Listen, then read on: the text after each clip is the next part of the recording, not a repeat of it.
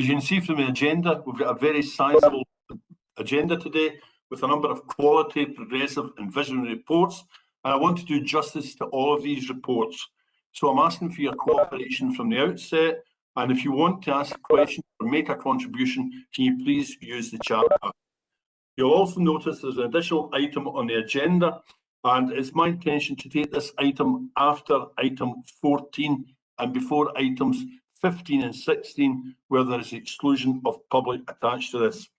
To start with, and before item 1, to ask Andrew, are there any apologies or substitutions to be intimated?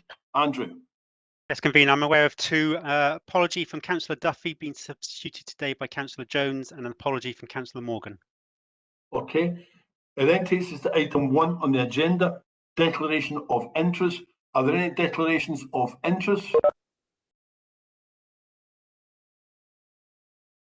I don't see any on the chat bar. So we then move on to item 2, and it's the minutes of the Audit and Scrutiny Panel, pages 7 to 16. Any comments, questions to Ken Adamson, who's on the call? No comments, questions, so we agree to note the Audit and Scrutiny Panel. It takes us to item 3 on the agenda, the place, the vision, and it's pages 17 to 140.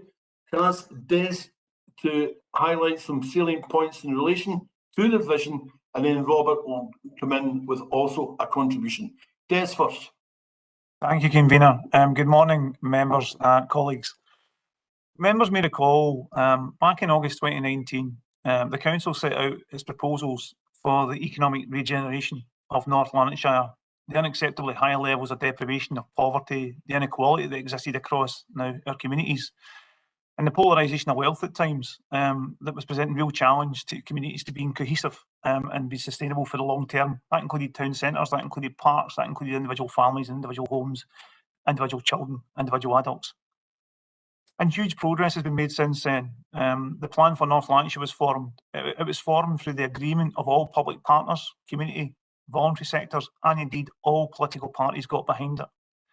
And that led to the creation of the programme to deliver upon the ambitions of that plan. And members may recall, it seems a long time ago now, thanks to COVID, but back in March 2020, we got together, we joined, and we looked at what was the first phases and stages of physically turning that plan, that ambition, into reality on the ground out there across North Lanarkshire.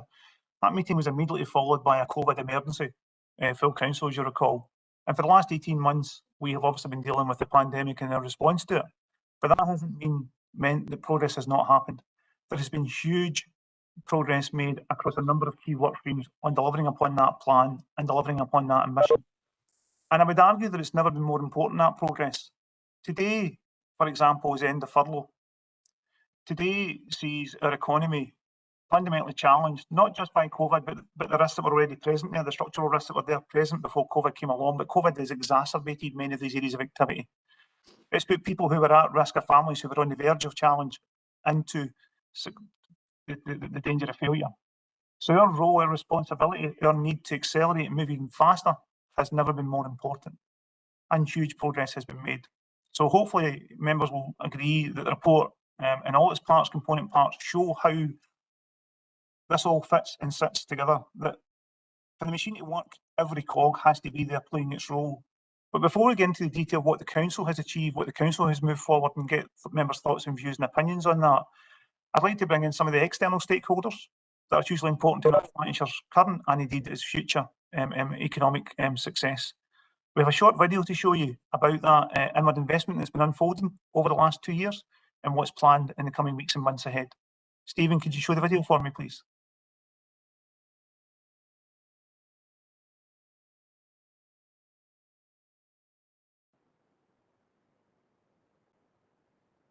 North Lanarkshire is investing in ambition. We're creating a better place for people to live and work and for businesses to grow and succeed, where employers have access to a strong employment market and a highly skilled workforce on their doorstep. Being born and bred in Motherwell, I understand exactly how important the people of North Lanarkshire are to the success of this business. North Lanarkshire is where the Albert Bartlett story started and continues to this day. Developed a strong and supportive team spirit in the company and also formed very strong relationships with local suppliers. North Lanarkshire has provided Brewdog with readily available workforce. And the high calibre of talent that we can access in the local area is absolutely vital. We are an area of technology and innovation with support for disruptive companies in emerging fields, investing in modern facilities to meet the demands of an ever-changing world. We help architects and designers transfer daylight to the very heart of buildings.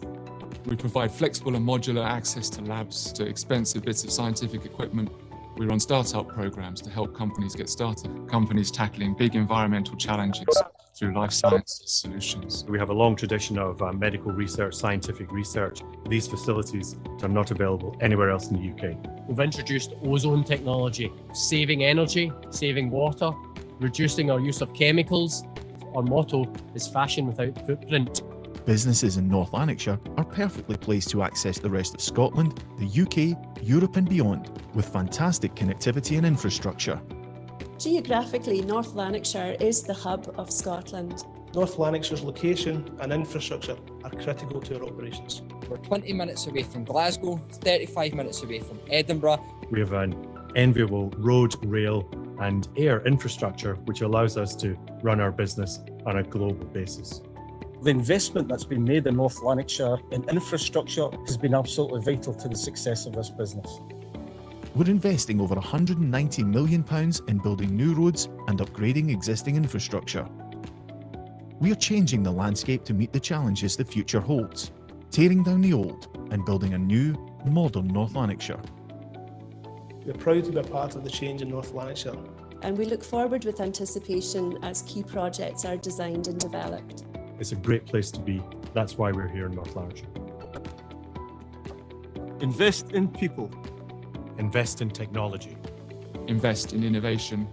Invest in connectivity. Invest in change. Invest in the future. Invest in North Lanarkshire.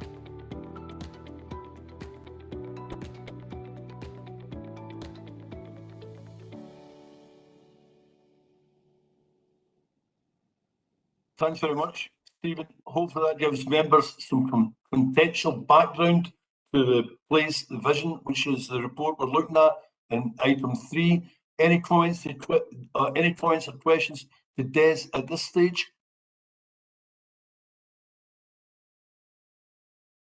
Megan?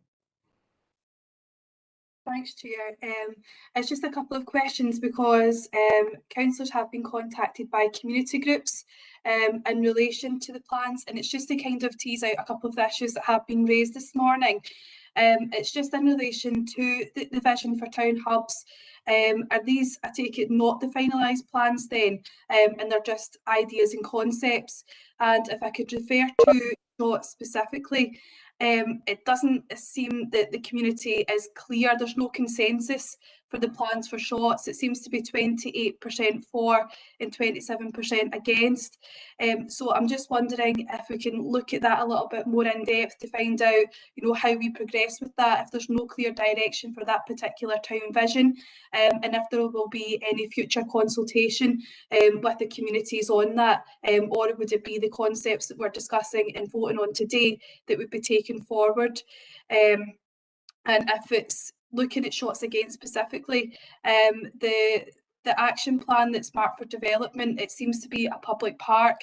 So I'm just wondering, you know, in terms of the loss of green space, if that's something that the council is still considering, or if they would be looking at other areas as well as part of that vision for that area. I know that's a lot, but if we could get some answers to those, I think it would be helpful.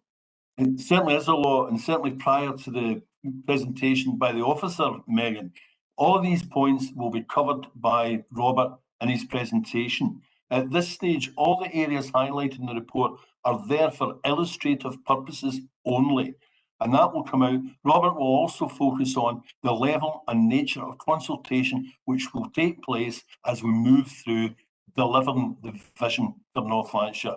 So can I invite Robert to come in at this stage? Robert, please.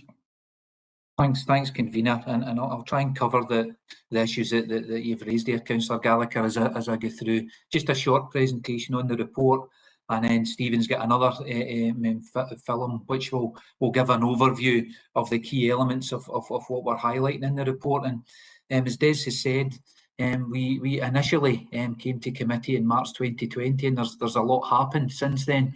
And what I mean by that is, in addition to all of the work that we've done in terms of responding to the COVID pandemic, we have continued to work on taking forward that vision, which was initially approved a year and a half ago.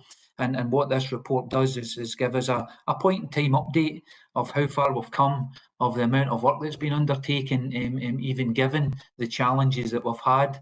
And hopefully when members read it, they'll see that there's a great deal of positivity coming through in terms of how we develop North Lanarkshire moving forward. So we've taken forward in terms of our integrated town and community hubs model. We've carried out consultations on where the most appropriate locations for those would be within each of our towns, and we have information on that in the report. We've also provided an update and a range of enhancements and development work for our country parks, and improving our core visitor facilities, and actually quite a lot of infrastructure work which has been undertaken in the parks in the last year and a half. And we've also taken forward significant contribution and development in terms of the town visions. And that's been probably for the overall concept of the plan for North Lanarkshire, one of the most important aspects of today's report. And you'll see that in page 18, there's a series of recommendations which are designed to enable us to continue that we've developed. If I just very quickly take you through some of the key points in the report before I go to Stephen for the film. Just in page 20 under 2.1, you'll see just the scale of work which is underway in North Lanarkshire at the present time. And you'll see we've got 339 houses on site just now, to add to the 833 new homes which have already been constructed. We're undertaking the first phase of the tower strategy. In fact, we've already started rebuild on the site at Hoe Hills and Airdrie, where the 3 towers were brought down.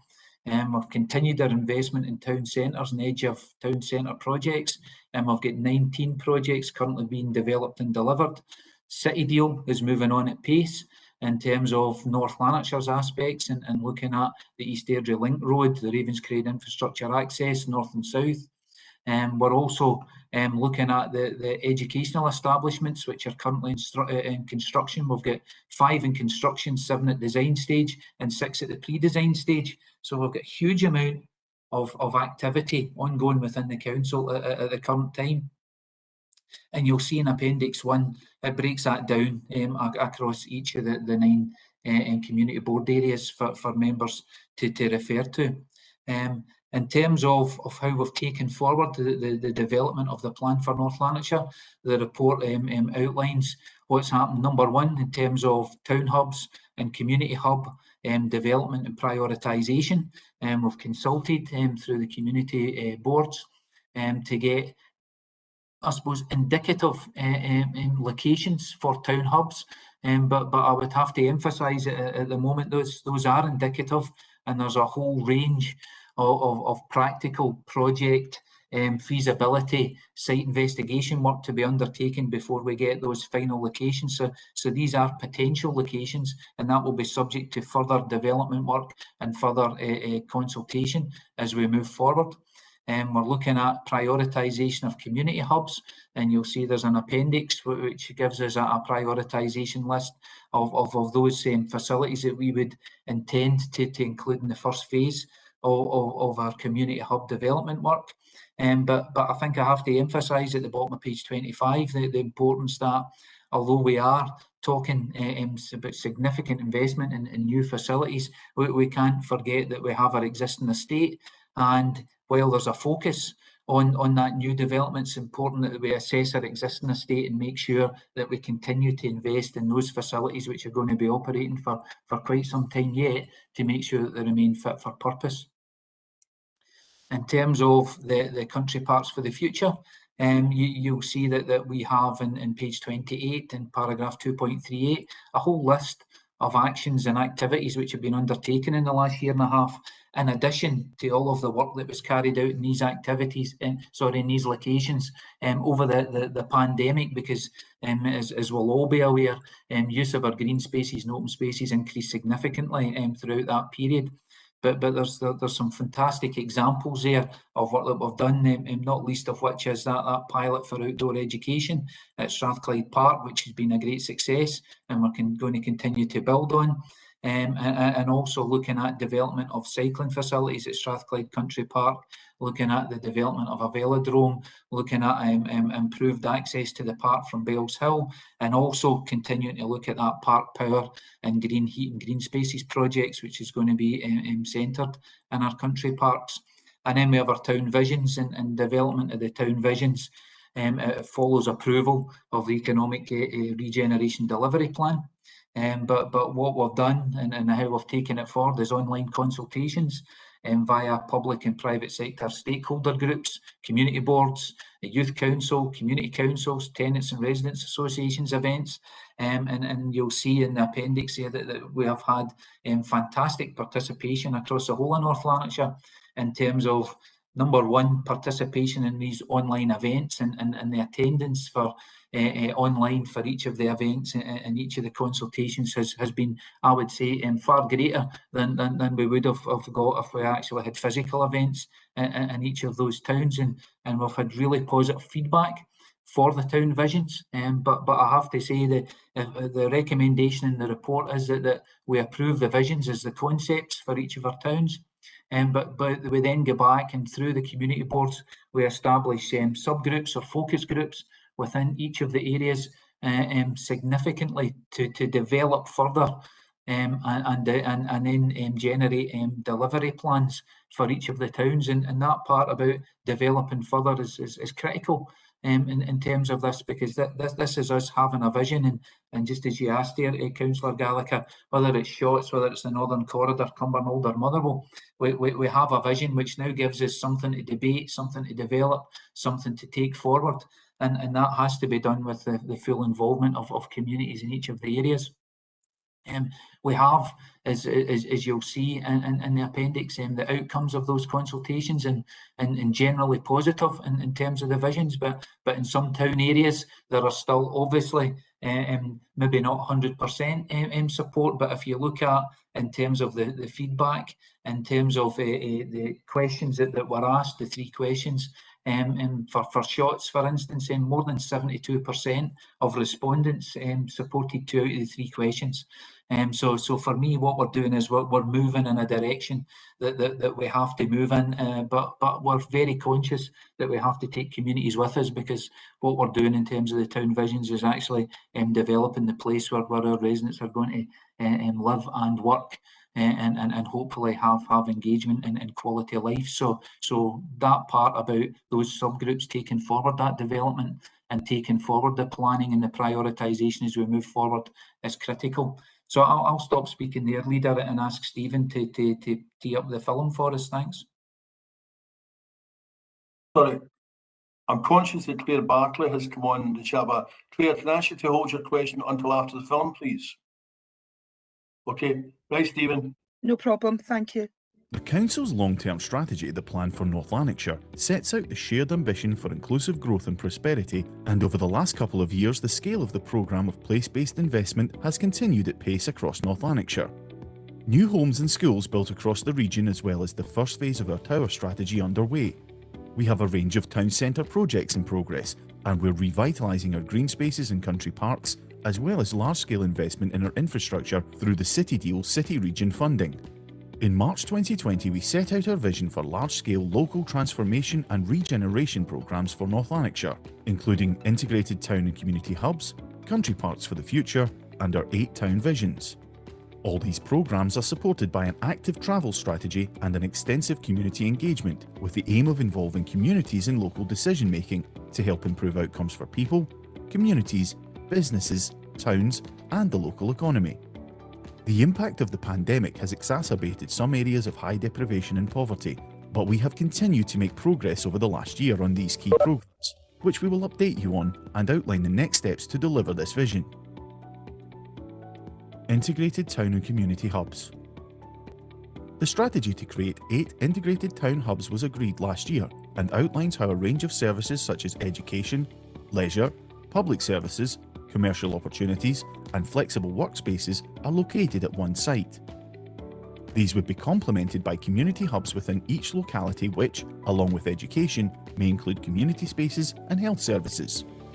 The 6 guiding principles to address the planning and build aspects, together with the prioritization matrix which will help inform the delivery of projects, were also agreed last year. We've been busy engaging with the public on our town and community hubs with over 600 people attending 9 public briefing sessions throughout March and over 3,300 people completing 9 online surveys with their views on their preferred location for proposed town hubs in their local area. You will remember that the plan for North Lanarkshire is focused on reducing and removing inequality and inequity and ensuring a fairer distribution of wealth. It's important that the projects brought forward first within the Town and Community Hub programme are assessed and prioritised using the Prioritization matrix. The list of Category A hub projects comprise communities which have higher levels of deprivation and do not have new build facilities.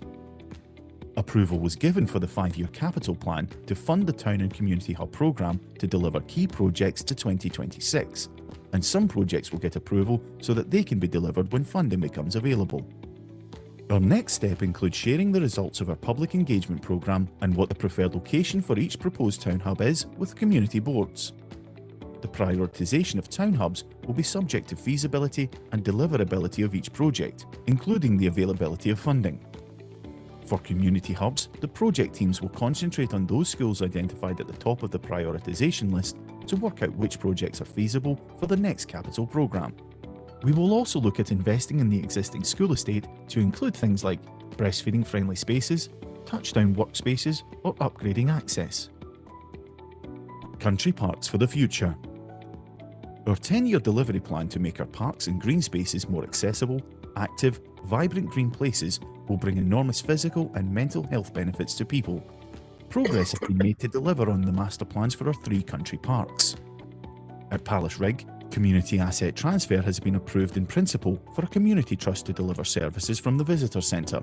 We're improving paths and parking areas, natural play and biodiversity features, and working closely with community volunteers to develop the Badger Trail, as well as with schools to plant trees as part of the Council's climate emergency response.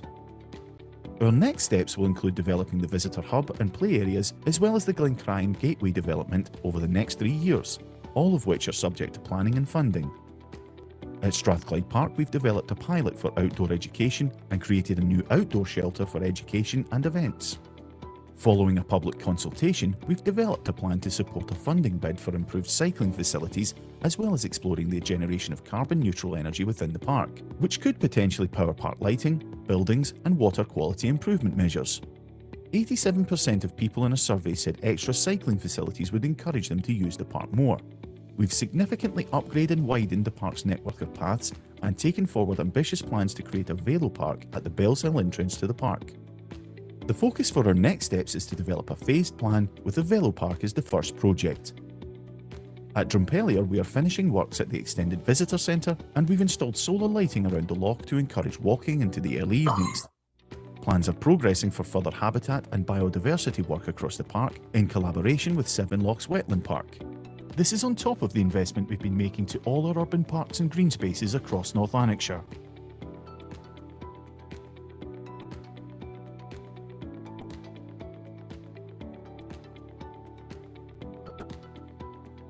Town Visions. Draft visions for our 8 towns were approved last year, and since then, a wide programme of engagement and consultation has taken place with people who own, manage, and use our town centres.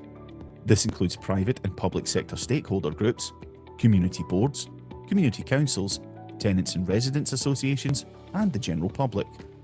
In general, the visions were broadly welcomed, with a clear recognition that residential developments in town centres should increase. The community board recognised the decline of retail in town centres and the need to move to a more service and leisure-based economy.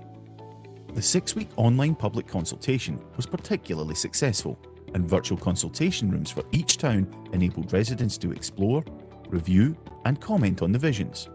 The digital exhibition generated over 3,000 views of the virtual consultation rooms and received 581 written responses, with the majority supporting the production of the town visions as drivers for change and the need to consider alternative ways to replace the traditional retail base of the high street. Discussions around the town centres have continued locally, helping to generate further debate by local communities on what they want for their towns in the future. Close working relationships have been formed as a result of the consultations, which we will build on as we move forwards to deliver meaningful change in each town.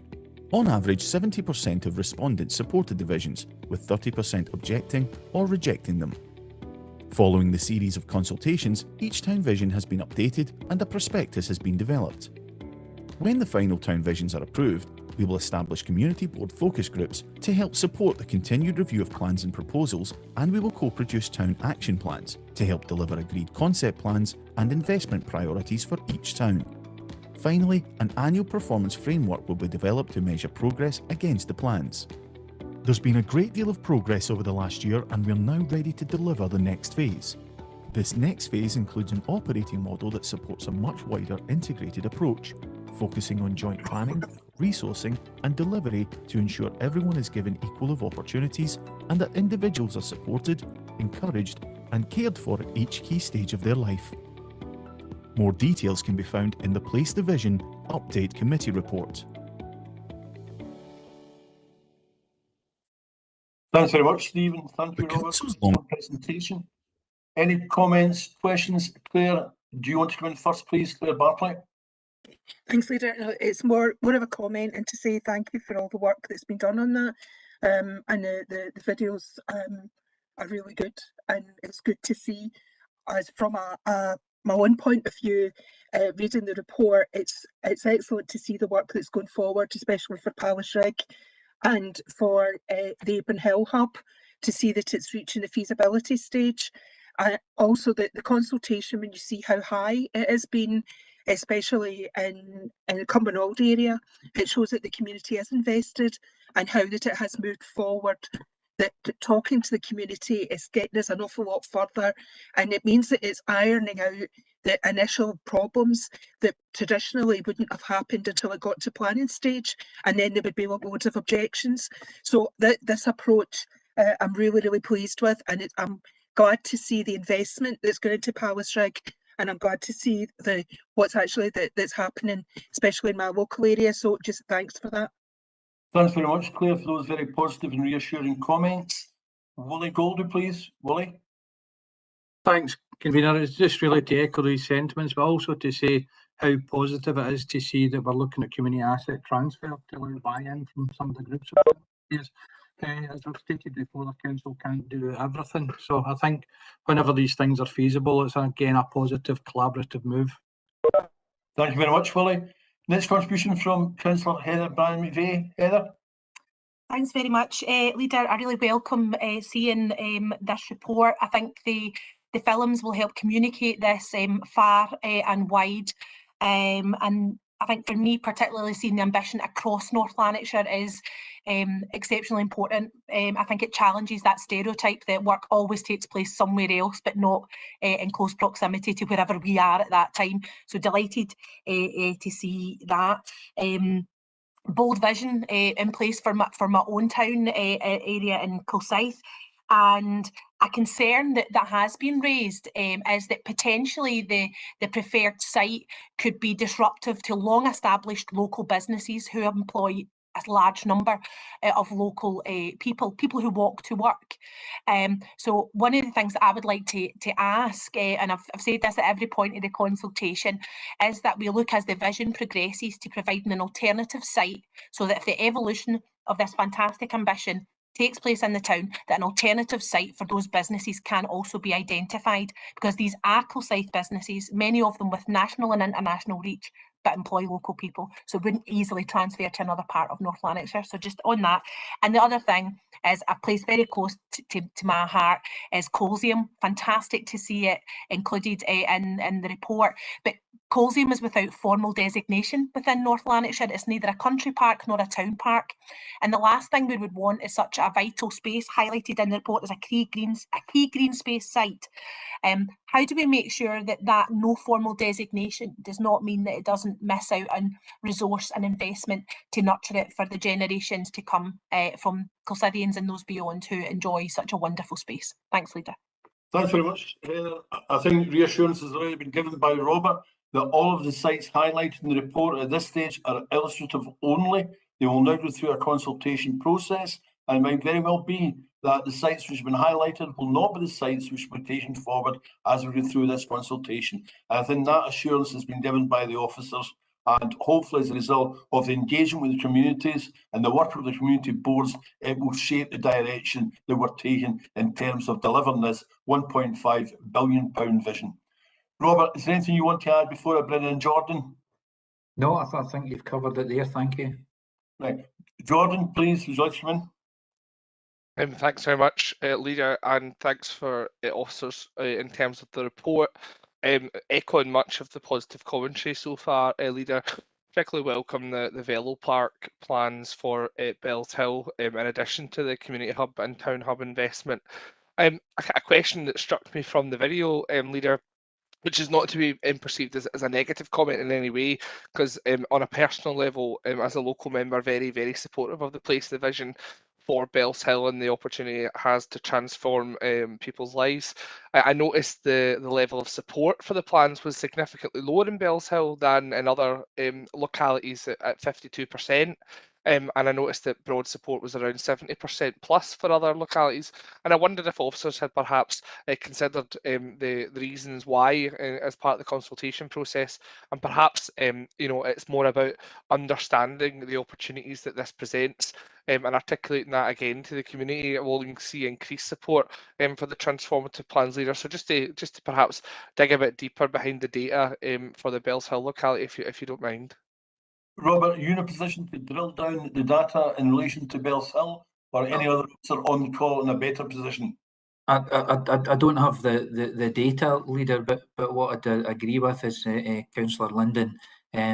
We do have to take this forward, and as part of those focus groups and subgroups from each of the community boards, it is about developing and planning for the prioritisation and the delivery of the visions, and that's going to be a key element in Bells Hill and other areas, because in no area did we get 100% support. Even 2/3, we've still got a third of the people there who are unconditionally not supportive, and it's about hearing those views, taking an overview, not just for that area, but looking at that area as part of North Lanarkshire as a whole, because North Lanarkshire, we've got 9 community boards, but they are part of a whole that is North Lanarkshire, and we have to remember that we're looking at that strategic overview for the whole area, but trying to localise it for each of the local areas. So what we then do is hopefully build from a local base and build that jigsaw up, so we've got a North Lanarkshire picture, which I hope meets the aspirations of the majority of the people who are here. I'm happy to take it offline with you, Councillor Linden, and get David and Pam involved about the particular reasons for Bells Hill, rather than getting to them here and localise it at this meeting, but happy to make that offer to any local elected member. Thanks.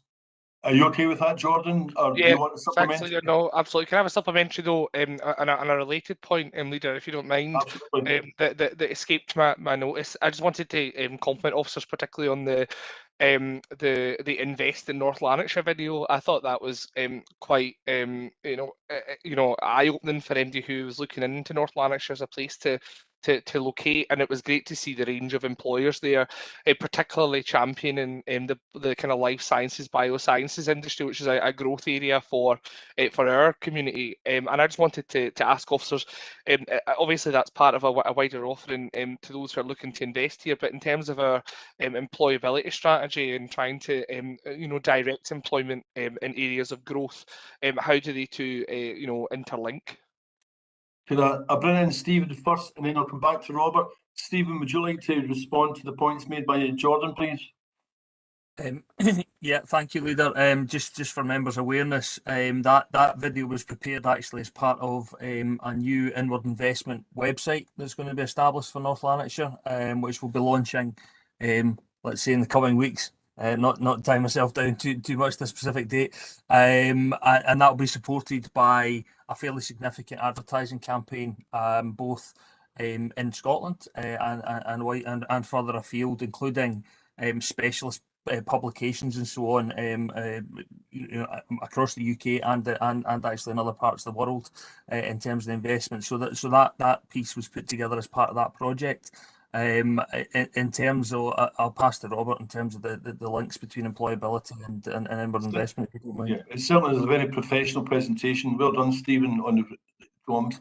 Robert, you want to pick up the other points, please? Yeah, just it's simply to say, as Stephen has said, we're looking at a digital offering, but I can also give members the absolute assurance that within the council, those services which are responsible for employability, employment support, are working hand in hand with our economic development colleagues, and although some of that work in terms of economic development has been diverted in the last year as have supported business simply to sustain, that we're starting now to re-ramp up and relaunch that economic development focus, which the video is part of. But employability and economic development have to go hand in hand. Thanks. Alan Beveridge, Alan, you want to make a contribution, please? Thanks, Convener. I welcome the report. As a local councillor for Airdrie, it's often tempting for me just to turn around and welcome this and mention all the great things that's going to happen to my local area, just like the same for Jordan, for Bellsill, for Heather, for Kilsyth. But see, Robert just summed it up fantastically well there. It's a strategic overview for the whole of North Lanarkshire, so we're all going to benefit from this, and I welcome each and every one of our councillors and our officers with the togetherness that is apparent for this. This is going to the whole of North Lanarkshire. It's not just for my own wee self. So thanks very much again. Thanks. A very measured response from yourself, Alan. Well done. Any other contributions? I don't think I've ever seen a report which made such unique or extensive endorsement. So well done. Can I direct you to the recommendations? There are 6 recommendations on page 18. Do you agree to the recommendations? Okay, thank you very much. It then takes us on to item 4 on the agenda, Strategic Capital Investment Programme. Robert, you want to highlight the salient points in this report, please? Thanks, Leader. I'll just very quickly cover the key points. I think what the report does is outline progress in terms of our continued planning and replanning of the capital delivery programme for the council. And what we've done is we've taken account of some of the significant challenges which have been apparent over the last year, 18 months, which are highlighted in paragraph 2.2. There's reduced capacity for external contractors to deliver projects. I'm sure everyone's aware of the material costs and delivery challenges, which are across all of the news feeds at the current time. But we're also looking at availability of vehicles and equipment that we need to take forward the capital programme, and what it's meant is that we've had to rephase the capital programme. So although we're in this current year of the programme, we have to look at the programme as a 5-year programme. So what we're not saying is that we're reducing the programme. What we're saying is that in the current year, our ability to take forward our initial plans has been curtailed by the challenges which are outlined in paragraph 2.2.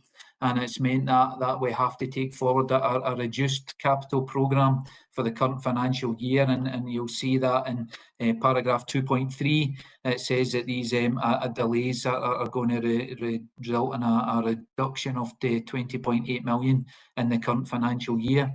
And what I would say is that that's a huge sum, and it is a huge sum. That sum will then be taken forward into the future years of the programme, so that over the 5-year period we will deliver the programme. But what I would say is it still means that we're taking forward for this year a programme of £117 million. Last year, when I was reporting on the capital programme at this time, the totality of the capital programme for last year was 67 million. So we're still taking forward a significantly increased programme for this year, but we're having, just due to practical delays, to rephase some of the work as we move forward. In addition, in the report, we highlight that we've got the strategic capital delivery groups in terms of reference. We do have a capital programme which is 114% greater than the previous capital programme, and how the programme was taken forward and approved in March this year is slightly different. So you'll see in paragraph 2.10 we're proposing changes to 4 sections of the terms of reference so that we can keep the programme moving. I have to say that irrespective of the terms of reference for the Strategic Capital Delivery Programme, any change to the programme, any environments or any rephasing is always reported through to the appropriate committee. So that any of the actions undertaken by the Strategic Capital Delivery Group are always reported to the appropriate committee. So I'm happy to take any questions in that. Thank you. Any comments, questions? You see the breakdown in Appendix 1. Willie, do you want to comment, please? Thanks, Convener. Yeah, it's really just to, and it's probably putting Robert on the spot slightly here. Are we starting to see any improvement in supply of material of that, or given the fact that we're going into a kind of lorry driver and maybe fuel crisis and supply of materials, is it likely to get worse? Or am I asking you to look too far into a crystal ball? I'll just give you the simple answer is that the suppliers are indicating that they expect this to go on for quite some time. I would imagine that will get a different timescale for different materials and different supplies and different projects, but overall they're indicating that they expect this to continue for quite some time. So I think we're in a period of flux. Any further comments, questions? There are none on the chat bar. I direct you to page 141. There are 4 recommendations on page 141. Do you agree to the recommendations? Thank you very much. It takes us then to item 5 on the agenda, and it's the 5-year medium-term financial report. It's in pages 153 to 164, and that's Elaine to highlight the salient points. Elaine, please. Thank you, Leader. This report sets out the financial forecasts for the 5-year period starting in 22-23. Table 1 in the executive summary shows a 92 million budget gap is envisaged over the 5-year planning period. Our budget strategy leads us to focus on the 3-year budget setting periods, and over the 3 years the envisaged budget gap is 54 million. However, that is not evenly spread across the 3 years. The budget gap for 22-23 is estimated at 6.7 million, with the 2 years following that being much more challenging at 20.8 million and 26.8 million. The report refers to the volatility in these estimates, mainly around the 2 variables that have a huge potential to cause fluctuations around these estimates, and these being the local government finance settlement and the pay awards. Because of the uncertainty attached to both of these, it's important to focus on the range of possible outcomes, and you'll see from table 1 that in 22-23 the range could be between a surplus of 7.2 million and a shortfall of 19. The financial position shown here does not include an estimate of the pressures facing adult social care, and there's 2 reasons for that. Firstly, it's already been agreed that cost pressures in 22-23 can be met from IJB reserves.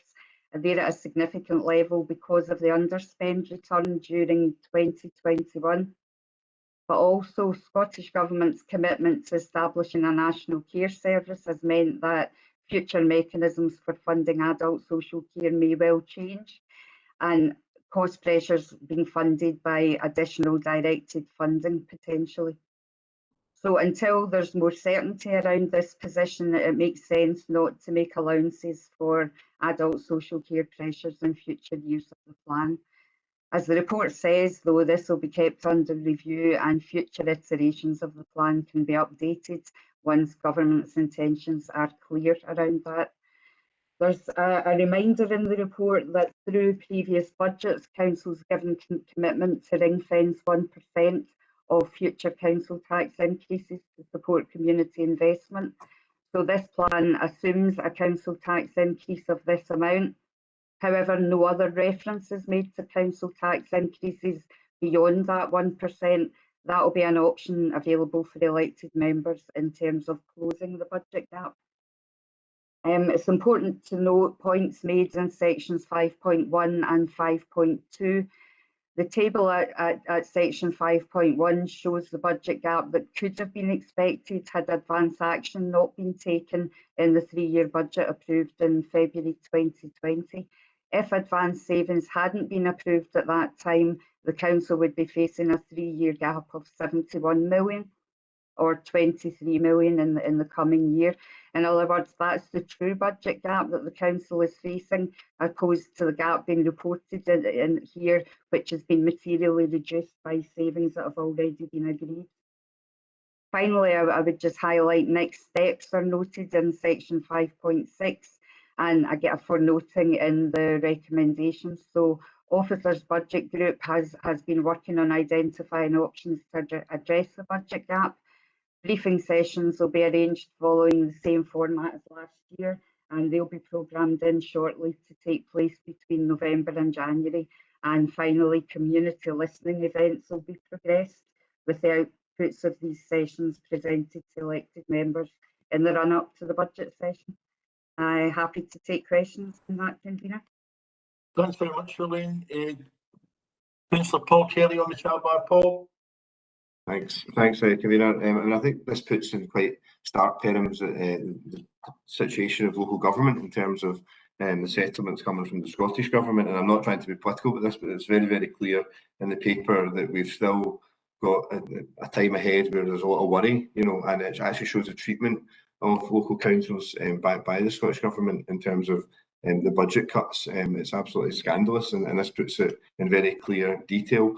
But there's also, I think, Elaine, a number of substantial worries in terms of the pay deal that's still not been negotiated, where it seems like the situation is that there's not going to be an agreement here.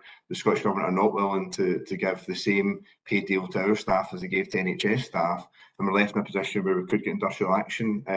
And we're obviously fully supportive of our staff, and they deserve a pay award in line with NHS staff. But I'm guessing my question is, that will significantly impact on our budget. If we have to find the 2%, it will significantly impact in increasing the more pessimistic side of what you've put. You've also, I think, outlined the other pressures, which are in pensions, etc. And so it's just to get clarity from you that we do face uncertainties. And the last part was around the COVID funding. I mean, a lot of the COVID funding has been for 1 year, but we all know, furloughs ended today. We know that residents out there are going to need our support and help in the months and days ahead, but we still don't have any clarity about whether this funding will continue into future financial years. So it's just to get your feedback on that. Thanks. Yep, thanks, Councillor Kelly. There certainly is significant challenge around the pay awards. When we set our budget in March this year, we set an allowance for a 2% pay award. So what this medium-term plan does is increase the current year's pay award allowance to 2.5%, which is slightly in excess of the latest offer from COSLA.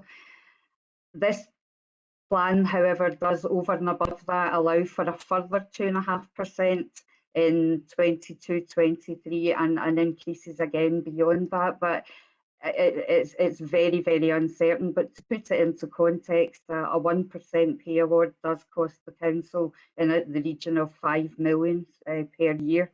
So it certainly needs to be kept hugely under review.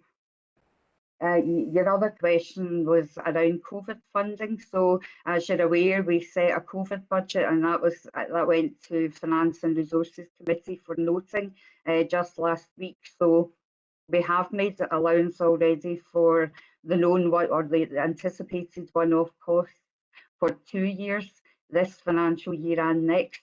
What we've done in this plan is try to look at future recurring costs, but again, highly uncertain. Don't know if there will be additional funding to follow, and it just needs to remain under review. Thanks very much, Elaine. Councillor Bob Burrows on the chat bar. Bob, please. Convener, thank you. Just following on from Councillor Kelly, I need to say that table 1 shows that the next 3-year gap is going to be £54 million next 3 years. My question, Convener, to Elaine, is that by now we would have anticipated getting 3-year budget funding from the Scottish Government. Can you give us any indication why you think that's not happening? I think it's very unlikely at this stage that we're going to get a 3-year settlement. The Scottish Government had previously committed to that, but we've now had confirmation that we're likely to get a budget settlement around the 9th of December, but it will be a further 1 year. And I guess that's just down to uncertainties all round, Councillor Burrows. Any further comments, questions? After all the positivity associated with item 3, there's a degree of reality confrontation here. We're looking at the next 3 years and a gap of £54 million. It certainly is quite incredible. Can I direct you to the recommendations on page 154? 3 recommendations. Do you agree to the recommendations? Thank you very much. It takes us to agenda item 6, and it's on page 165 to 172. It's unaccompanied asylum seeking children. I'd ask Alison to highlight salient points. Alison, please. Thanks, Leader. In essence, this report outlines the new national transfer scheme for unaccompanied asylum seeking children and seeks endorsement of the Council's participation within the new scheme.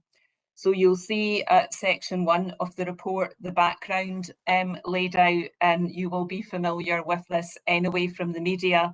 The drivers for the scheme are essentially the increase in immigration, and in this instance particularly of young people under 18, and the points of arrival, meaning that most of these young people at the moment are cared for within a small number of southern local authorities. There has been significant problems in relation to those authorities exercising their legal responsibilities in relation to those young people who have the status of care experienced young people until they are over 18. And there is therefore a drive to share, I suppose, the responsibility for those young people more evenly across the country. There has been an INTS scheme in existence since 2016, and you'll see in section 1.3 to 1.5 of the report a little bit of information about that and why it was a scheme that was not adopted widely in terms of participation from Scottish local authorities. Mainly the challenges were about funding, but also some of the disconnect with Scottish legislation and responsibilities for those young people who experience care. You'll also see some background information in terms of North Lanarkshire and our own experience of supporting unaccompanied asylum seeking children to date.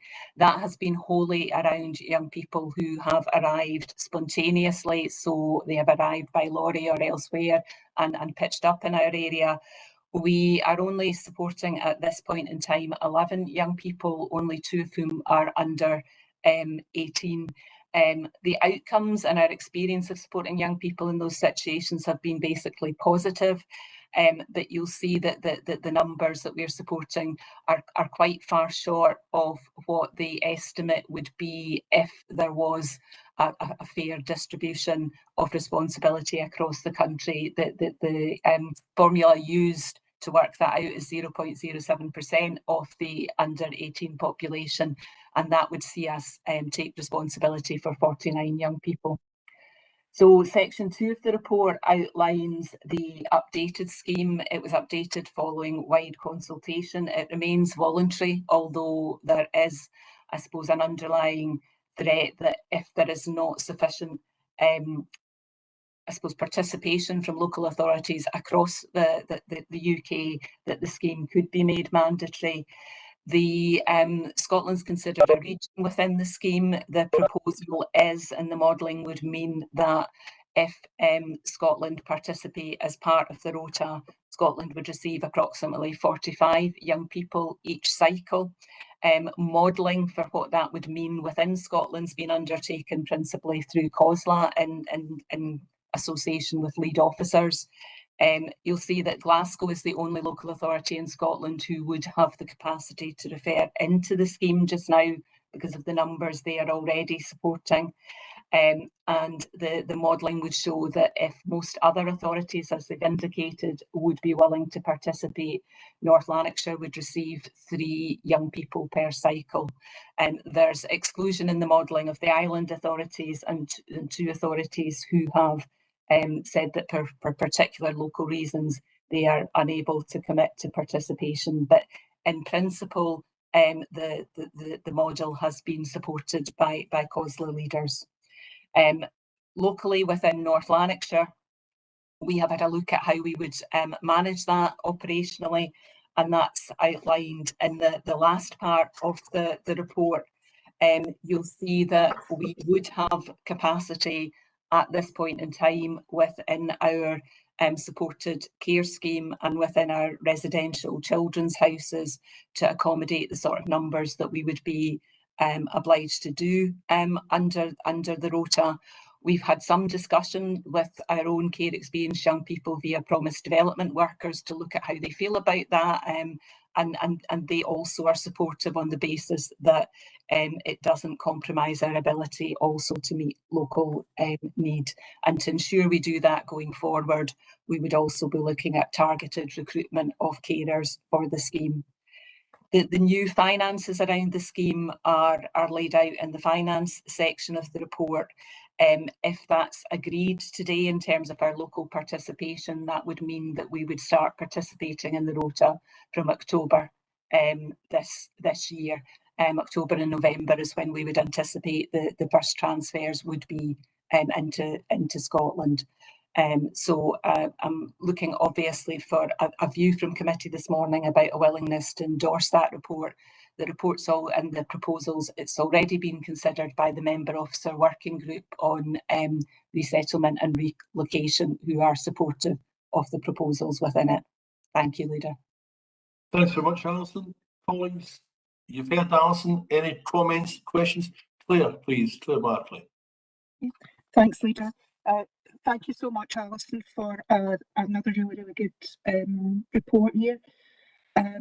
I think the way that you're going about it, well, I know the way you're going about it is the correct way to do it, is engaging with the young people that are already in the accommodation that are being supportive, to ask what their views are, because that is so important, that any young people that are coming in are going to be coming into an environment where they know they're going to be supported, and that any issues, again, as I said, the other reports have been ironed out before any young people who have been through so much trauma come into the system.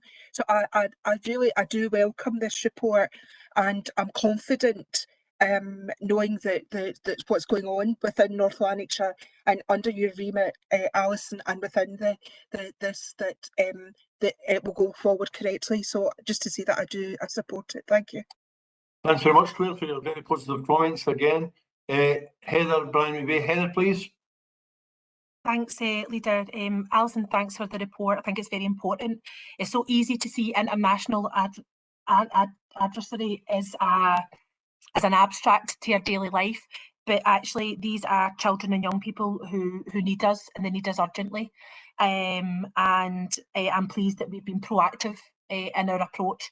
And I think it's right that this is a voluntary scheme that enables us to step forward with the support and resources. And I think excellent that the service is consulted with young people currently engaging with the services, and I hope the targeted recruitment of supportive carers for going forward is successful too. So I'm happy to support the report, Leader. Thank you.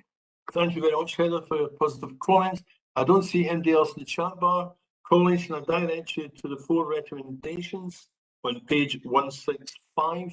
There's a unanimous agreement in relation to the recommendations. Thank you very much. It takes us to item 7 on the agenda, the Resettlement and Relocation Programme, on pages 173 to 182. Lisanne, would you like to highlight the salient points, please, Lisanne? Thank you, Leader. Following on from the update report on the UK Resettlement Programme and the Afghan locally employed staff relocation scheme as considered by full council on the 17th of June, This report ensures that the Policy and Strategy Committee is fully cited on progress in respect of the recommendations agreed by Council.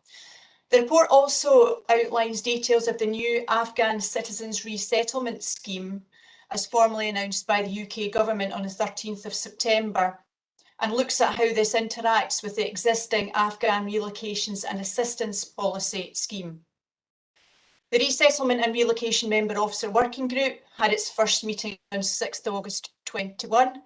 The group membership reflects North Lanarkshire's excellent partnership working deployed in preparing for the new arrivals and providing that vital ongoing support.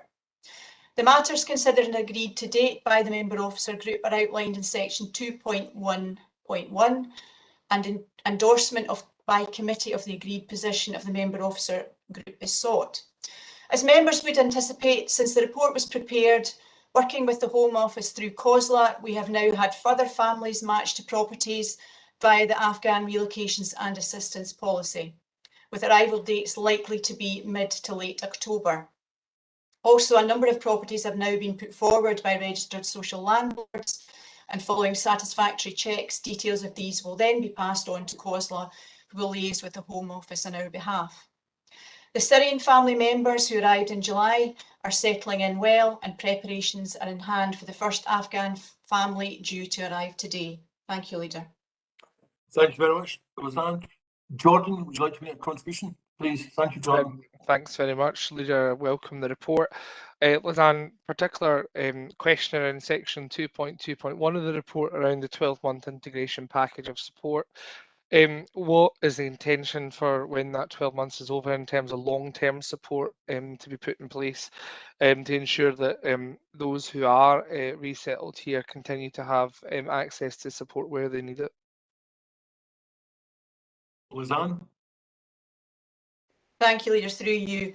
In terms of that 12-month package that's referred to in the report, that has now been varied as a result of the Afghan Citizens Resettlement Scheme coming into place, and it'll now be a 3-year funding package. Previously, in terms of, for example, the Syrian programme, it had been a 5-year package. It's a similar level of funding, but it's been reduced to a 3-year period, with year 1 being the key focus of supports provided in terms particularly of education and ESOL support. So very much a front-loaded package in terms of support.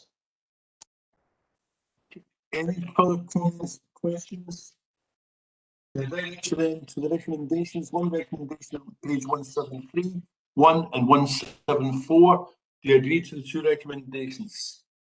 It then takes us to item 8 on the agenda papers, and it's the National Care Service for Scotland, pages 183 to 188.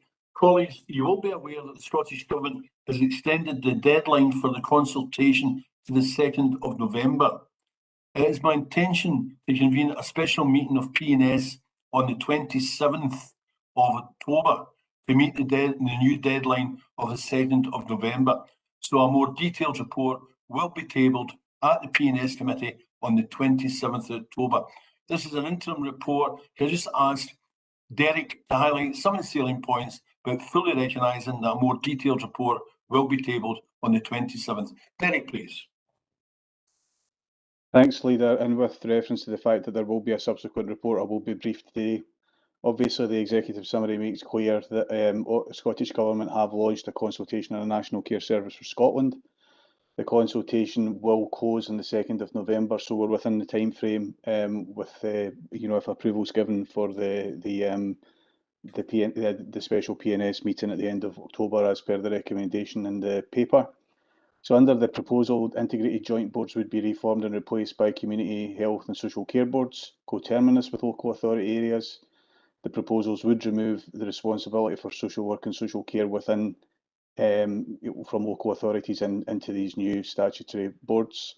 The proposals outlined probably represent one of the most significant pieces of public reform in Scotland for decades. In section 2.9, the report notes that COSLA, whilst maintaining its commitment to working collaboratively to reform adult social care, have been highly critical of the proposals, and in particular have expressed concern around consultation and engagement with local government around the expanded scope of the consultation, Members should be aware that the Feely report, which is mentioned in this paper, reported last February on adult social care, but these propositions are much wider and encompass children's services, social work and justice services also. So given the scale and the wider impact of the proposals, it's anticipated that all council services would support the formulation of a council response, but also the intention is to include a wider group of stakeholders and partners in the consultation response process, and obviously, as per the recommendation leader, to convene a special policy and strategy committee for the end of October so that the council's response can be ratified at that point. And obviously, Alison and myself are happy to take questions, but I'll leave it at that if that's okay, Leader. Thank you very much. Thanks very much, Derek. Jordan, please, Jordan.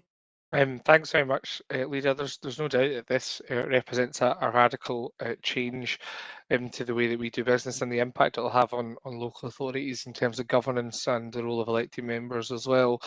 Reflecting on the practice of other local authorities in respect of the NCS consultation process, I had two questions. One, what consideration was given by officers or indeed the leadership of the council to establish a short-term cross-party working group to consider the detailed response to the consultation? I know that other local authorities have done similar.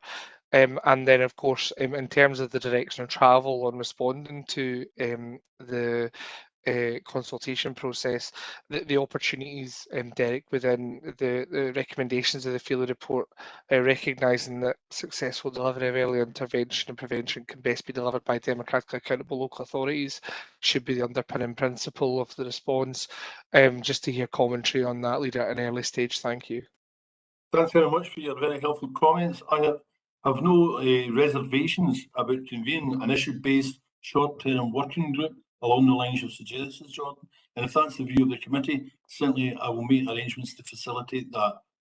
Is that the general view of the committee? Any amendments to that? No? Okay, happy to take that on board, Jordan. Any further comments, questions? Can I then direct you to the two recommendations in page 183? Agree to the recommendations along with an additional recommendation that we set up a short-term working group, and that working group will have to meet and report back by the 25th of October. Okay with that? Right, so we add a further recommendation there. Thank you very much. It then takes us on to agenda number 9, and that is in relation to the COVID recovery report, pages 189 to 196. And I will be adding a further recommendation to the recommendations contained on page 189. Can I ask Robert to give an overview first and then invite comments, questions? Robert, please. Thank you. This report is a follow-up report to two reports which were presented last year this cycle of the committee cycle. And last year we were looking at the council's initial response to COVID-19 and then our recovery and renewal plan. And this report just provides an update to members on how far we've come in the last year, and actually gives a fantastic representation of how resilient council services have been since March 2020, and not only responding and recovering the services which the public expect us to deliver, but also responding and supporting partners and helping to deliver the pandemic response in both a national and a local scale. The report is broken down fairly simply into each of the sections, governance and each of the individual service areas. But I would just highlight first of all that following the report last October, we set up a recovery group which involved the leadership representatives from political groups, as well as executive directors, head of health and social care, head of strategic comms, and that group met in the height of the pandemic on a weekly basis. As we went through the response activities of the council. And I think just in that very first page there, Leader, it says that this group enabled the council to react quickly to developments and service changes. And that gives us a firm basis for future management of those long-term critical incidents if we ever have to address them again.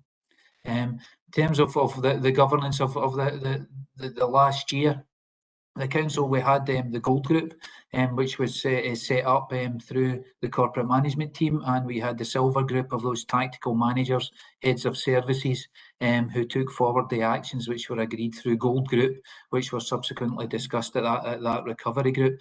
I can say that that group was stood down on the 10th of August when we got to the end of the substantive restrictions, and all operational decisions are now managed as normal through the corporate management team. And similarly, the member officer recovery group was stood down at the end of June as we went into the council recess. So at this stage, we are into normal management of the council in terms of corporate structures, in terms of those committee structures. But throughout the pandemic, there's been a pan-Lanarkshire approach. We've worked very, very closely with our colleagues in South Lanarkshire, and as you would expect, we've operated hand in glove with colleagues in Lanarkshire Health Board, and I can advise committee that the Lanarkshire Resilience Partnership still continues to meet on a fortnightly basis, and that includes representatives from all of the strategic agencies, public agencies and voluntary agencies, as you would expect. So we still continue with that pan-Lanarkshire approach. If we move on to page 191, section 2.2, we've got a breakdown of the activities and the actions which are still ongoing in terms of each of the individual service areas in the council. We've got details about health and social care and children and family services, and you'll see that although we have responded very well, we continue to address challenges, and we continue to battle against those issues which are coming through, not just from COVID, but from those wider demands which are now being placed on our services. We've got a breakdown of work in education, and I think everyone will be aware of the significant changes and disruption across the education service in the last 18 months. And I have to say that services across the council, in support of our education colleagues, have made sure that as each challenge and each change to guidance and requirements was introduced in North Lanarkshire, we responded fantastically well and in a very robust manner. And you'll also be aware that the Club's 365 summer activity programmes were ongoing, not only in summer 2020, but summer 2021. And I think we would all see that as a great success in supporting those who need it most.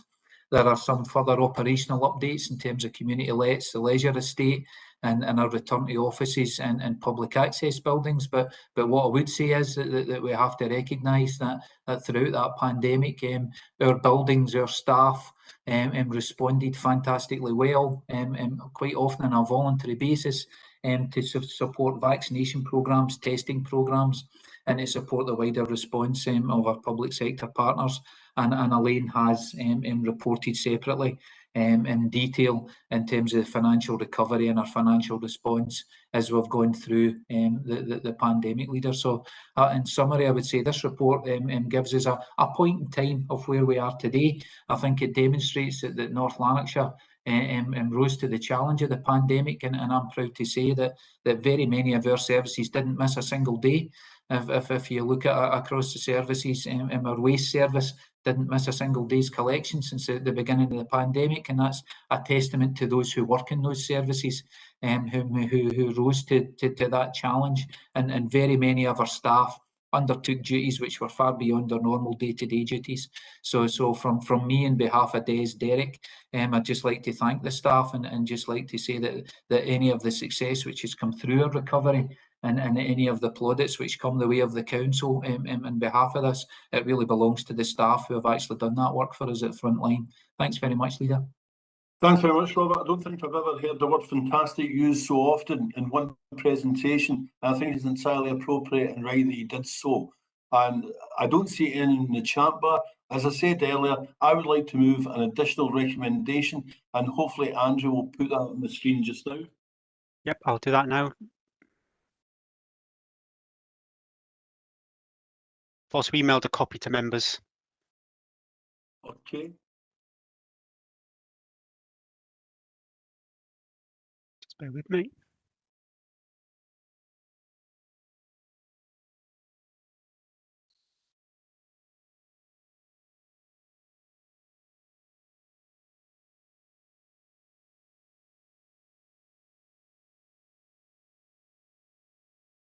Colleagues, as you can see from the amendment here, or sorry, from the additional recommendation, I think it's entirely reasonable and appropriate that this committee shows its appreciation to all of our staff who during the pandemic have continued to deliver quality and consistent services to all communities in North Lanarkshire, and hopefully this recommendation will be fully endorsed by the committee.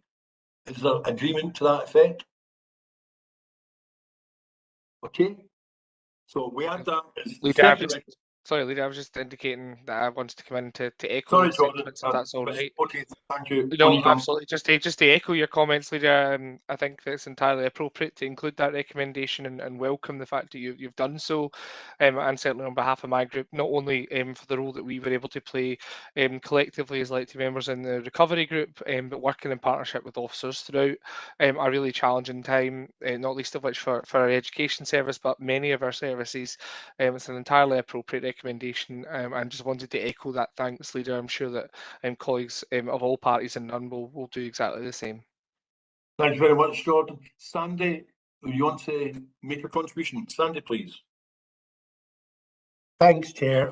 The Conservative Group is totally behind the additional recommendation. We fully support that move. Thank you, Chair. Thank you very much. So we agreed to 2 recommendations on page 189, an additional one which is added today. Okay, it then takes us on to agenda item 10, and that's in relation to the development of a North Lanarkshire Inclusion Pledge Guarantee. I'd ask Paul Kane to highlight salient points. Paul, please. Okay, thank you, Leader.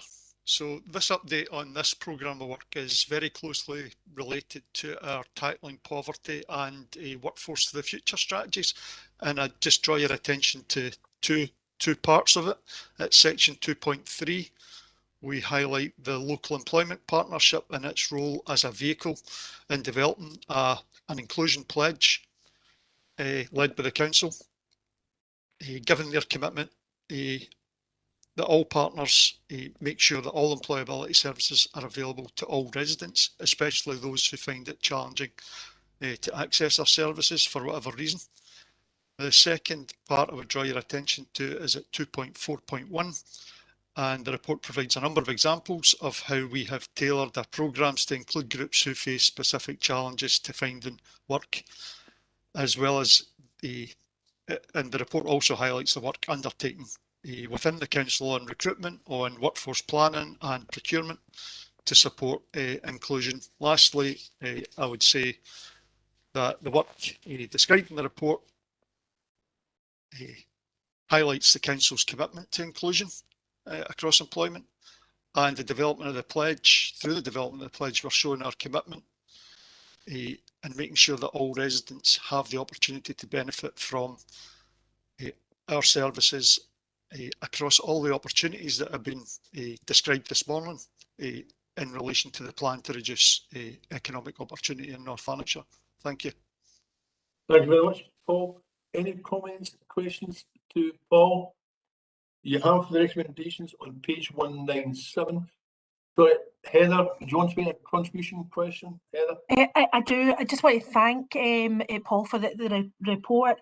I think it's very timely and hugely important, because even yesterday at the Black Lives Matter working group, we were discussing the Race at Work Charter, and there's real mirrors there for the Black, Asian, minority ethnic community, and the SSE colleagues who were at that meeting nodding. So it's great to see the conversations that appear at times to be held in isolation actually dovetailing and demonstrating the council's ongoing commitment to inclusion and diversity in our workforce and indeed our communities. So thanks very much for that. Thank you much, Heather. Any further comments, questions? Can I direct you again to the 3 recommendations on page 197? I'm agreeing to the recommendations there. And then can we move on, please, to item 11 in the agenda?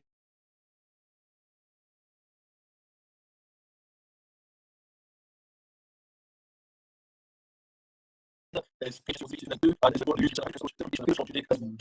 reduce socio-economic disadvantage. Large mouthful there. And can I ask Lisanne to highlight salient points, please? Thank you, Leader.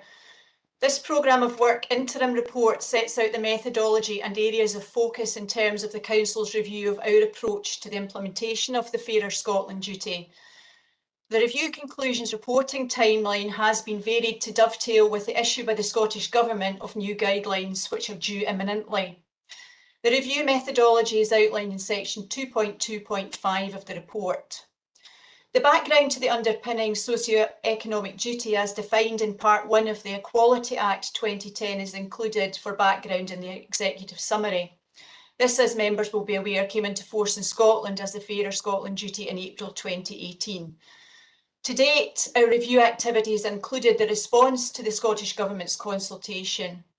The main focus of the consultation covered a number of proposed key changes to the guidance, which are set out in section 1.1.8 of the report, and it's anticipated that these will form part of the awaited revised guidance.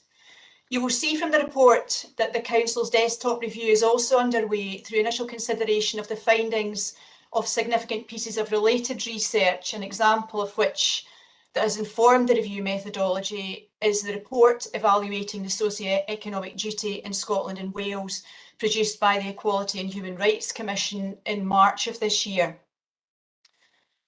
The Member Officer Tackling Poverty Task and Finish Group has also considered the whole system role that the Plan for North Lanarkshire and Towards a Fairer North Lanarkshire, our Tackling Poverty strategy, play in addressing socio-economic disadvantage, in a sense that takes us well beyond perhaps what might have been perceived previously as a box-ticking exercise in terms of Fairer Scotland duties. A further report will be brought to committee outlining the conclusions of the review, the revised government guidance and our new outcome-focused approach to assessing the impact of strategic and, importantly, operational planning in respect of the Fairer Scotland duty. Thank you, Leader. Thank you very much, Lisanne. Jordan, you want to ask a question or comment, please? Very briefly, Leader, thank you. Lisanne touched on this, we've had dialogue about it. You know, we see the Fairer Scotland duty as something that features in a report around whether it has or has not been required to feature in a particular report. But my question really relates to whether Lisanne can confirm that as part of the review, consideration will be given to how we bring the Fairer Scotland duty more to life, either in the formulation of activity by officers and certainly for elected members' benefit in terms of governance, bring it to life in the reporting structure of committee and council, so that it doesn't just appear as a yes or no at the end of a document, but actually has some meaningful, tangible, understanding and outcomes. A fair point. I don't think that's just for, it should be directed just at Lisanne.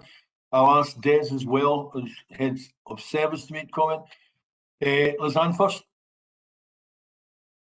I think, Councillor Linden, that is at the heart of the review, certainly by the Scottish Government, of the approach. Hence, you're seeing a move from not just what was described previously as a need to look at the Fairer Scotland duty in terms of very high level strategic decision making within the organisation, and sometimes that was difficult to define at what level you would require to look at the implications of the Fairer Scotland duty, and I think that's what made it difficult for officers to implement it. And certainly the proposed introduction of the Fairer Scotland duty within the context of operational planning would see that whole system approach further embedded, and certainly that would be something that the council would endorse, certainly in terms of our approach, and you'll see that in the report that comes back, hopefully. Thank you, Leader. Des, as Head of Paid Services, I mean, I think there's a view, this just shouldn't be a bolt-on, it should permeate all policies, right, articulated by the council. Have you got a view how that should be actioned in practice? Yeah, and it's very operational, Convener. I think what I would say is, and members will have seen this through various iterations of, for example, committee reports, even the ones you're considering today, where we actually stipulate now sections within the report that must be considered by the submitting service. So Fairer Scotland duty is an element of that. We give guidance behind that to our colleagues and peers across the council services to ensure that they absolutely fully incorporate the ambition of the Fairer Scotland duty, as well as the actual practical realities of what must be considered in terms of formation of any new policy or indeed service development. So to give you that assurance and to give that assurance to committee. Thank you very much, Des. Thank you, Lizanne. I don't see any further comments, questions. You agree to the recommendations? Okay, takes us then to item 12 and pages 293 to 446. It's the Tackling Poverty Composite Update Report, and John's going to speak to us. John Campbell, please. Thank you, Leader. This report then, as you say, is the composite report regarding the Council's Tackling Poverty Strategy and the updated action plan, and the Council's statutory duty to produce, in partnership with NHS Lanarkshire, our annual child poverty report. The background to, if you remember, this committee approved the strategy back last year. It established a member officers tackling poverty task and finish group to review the strategy and indeed the action plan in relation to the impact of COVID-19 and also the EU exit. The group had met on a number of occasions and considered 4 areas that we considered to be priority, and that was employment, advice and information, including food poverty, insecurity and fuel poverty, community engagement, and then also looking at emerging issues as we start to come out of the pandemic. And it's already been mentioned previously with furlough ending today, the UC £20 uplift that will end next Wednesday, and then other financial supports, and indeed coronavirus legislation that was protecting people throughout the pandemic being lifted, and then obviously in some sense getting back to normality, particularly around debt in particular, whether it be for rent, mortgage. It's been examples in the potential of an increase in homelessness, maybe not in September or October, but even next March, next September, next October, depending as people move through the legal processes of that. The other part of the report is obviously a local child poverty action report for 2020-21. We had obviously agreed back last year that our local child poverty action report, child poverty, would be encompassed and embedded within our overall tackling poverty strategy, which links back to the plan for Northland. So therefore, this report is more about highlighting the activity that took place under the local child poverty action report and what we would like to do over the next year too. That you'll see in the body of report from section 2, there's more detailed information regarding the review of those particular areas that the Task and Finish Group identified as being priority. And in Appendix 1, the Tackling Poverty Strategy Action Plan has been updated to include the outcomes and the agreements of that groups.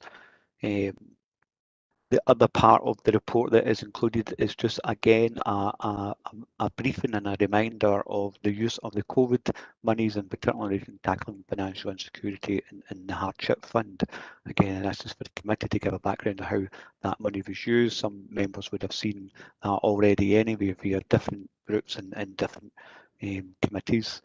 The next steps of it is the Task and Finish Group agreed that it would step down, and obviously we would go back to reporting in the normal programme of work cycle, which is to this committee in relation to tackling poverty and child poverty.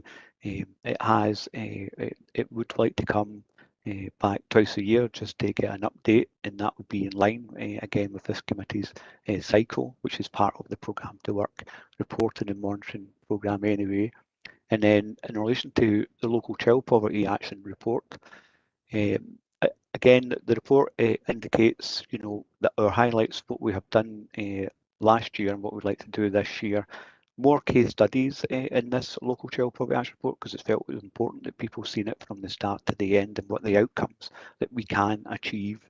You'll recognise in the report, it's section 2.1.8.4, that there is an increase in child poverty, not just in North Lanarkshire, indeed across the whole of the UK.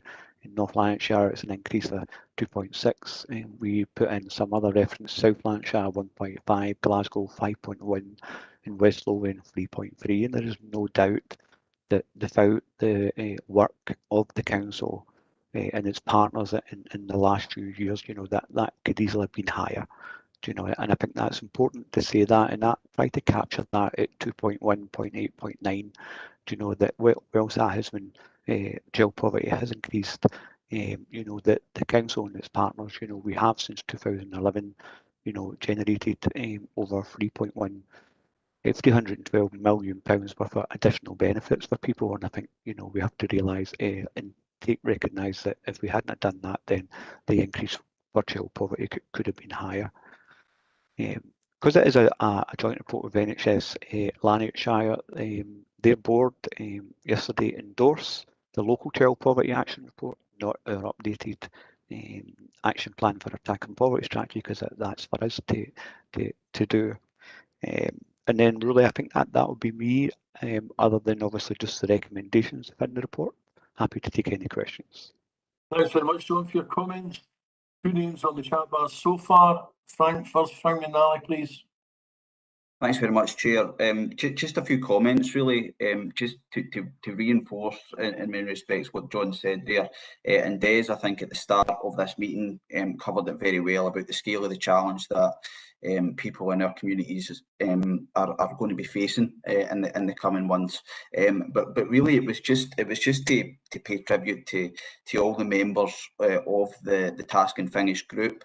It brought together members, elected members, senior officers and partners, and there was really full engagement at almost all the meetings, and really just want to thank, place on record the thanks to everybody who was involved in that process. I think what's clear is that while we're facing extraordinary challenges, and there have been extraordinary challenges over the last several months, you know, since the start of this pandemic, there's been an extraordinary level of intervention and support that has been delivered to people across our communities. And I think much credit needs to go to everyone who's been involved in that process for making sure that that has been delivered to those who need it most. So it was really just to make those comments, Chair. And I think that there is a cognizance that, you know, this is a moving feast, and there are going to be issues that continue to develop over the coming months.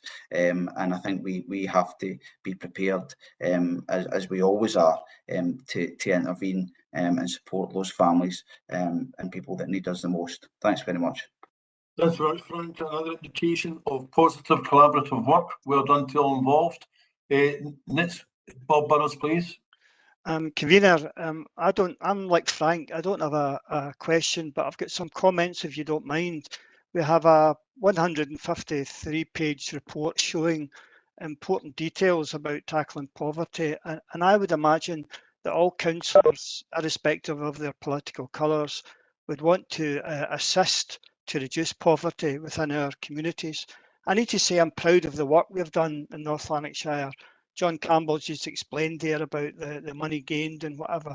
There is, however, another big but, and I think we could have done a lot more if we had had the financial resources. A £300 million reduction from a grant over several years has restricted the help we can provide. And I need to say other councils are in the same position. That's not a rant, Convener, that's a fact. I think it's important to say that it's the UK and the Scottish Government who are responsible for the welfare state and social security. Councils assist us by putting in measures to tackle poverty based on national and local factors. I think that whilst there are many variances within each different council areas, there is clearly one common thread. Poverty is getting worse year on year due to different government policies, and the evidence suggests it's going to get worse. In North Lanarkshire, we have introduced measures to try and tackle poverty. It's linked to employment issues. Agenda item 10 in the report today shows that. The introduction of the 365 Club in the UK, first in the UK, a higher payment for school clothing grants. I could go on and on and on, but there's much more detail there, and it's all in the report, Convener. Des Murray mentioned earlier about the withdrawal of the furlough scheme. I believe this will no doubt impact on poverty matters. Several of us could put forward our own ideas, I think, to try and combat poverty. But Convener, I want to turn to one recent specific item, universal credit, commonly known as UC. Again, a government policy. And I need to say, Convener, I'm appalled that the UK government will be taking £20 off each family starting from next week. Over 25,000 families within North Lanarkshire will be affected this, pushing many other people into poverty that are not included within this significant report. This £20 decision should be reversed by the UK government as soon as possible. But can I direct some comments to the Scottish government on this UC matter? I do accept they've tried to financially assist during this COVID period, which has been helpful, but it's the UK government does not reverse this decision. The SNP government need to step up. They cannot hide behind their ongoing statement they do not have all the powers devolved for social security legislation. I understand some of that, but they could provide a top-up of the £20 deduction. I do not care what you call it. I don't care where it comes from, but just let's do it. What have we done or can do in North Lanarkshire to help with this universal credit issue? We introduced a system for tenants with the 5-week payment delay of rent costs. This was causing a massive rent arrear issue, and that was not the fault of the tenants. Nearly 1,200 families in North Lanarkshire have benefited from this important service. Convener, we done that. North Lanarkshire will also assist with any universal credit shortfall where possible with this discretionary housing payment and through the Scottish Welfare Fund. Again, we can do that. The NL Financial Inclusion Team, along with their partners, will be ready, no doubt willing and able to assist those caught up in the universal credit mess. The best outcome, however, is the reinstatement of the £20 from the UK Tory government or the Scottish government to find the funding. This would be a great way to try and alleviate this spiral for many into poverty. Can I finish, Convener, and say a special thanks to John Campbell and all the officers involved in either coming up with plans to tackle poverty or indeed provide a frontline service. It's all in the report and well done. And a final thanks are due to the various elected members for their input in pushing this poverty agenda item to a high priority. We all appreciate that. And a final plea to the UK and Scottish Government, do the right thing. Do not mess about. Start in a positive direction with a £20 payment to UC households. It will not stop, Convener, all the poverty issues, but it could go a long way of keeping further people out of the cycle of poverty. Thanks, Convener, and thanks for allowing me the time to share that. Thank you very much. Right. Thank you for articulating your views there, Bob. Next contribution from Claire. Claire Bartley, please.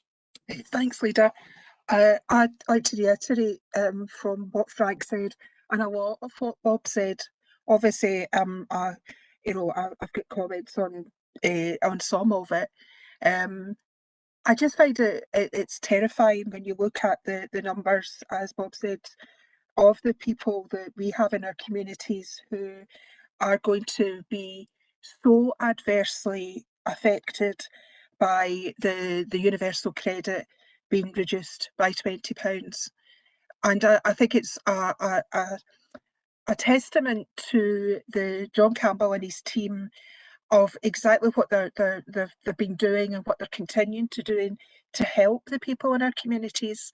But I think it also shows when it comes down to when decisions are being made, like reducing universal credit by £20, how completely and utterly detached the Westminster Conservative government are, that they have no understanding and no empathy about how that will adversely affect people and their lives and how it's going to put more and more people into poverty.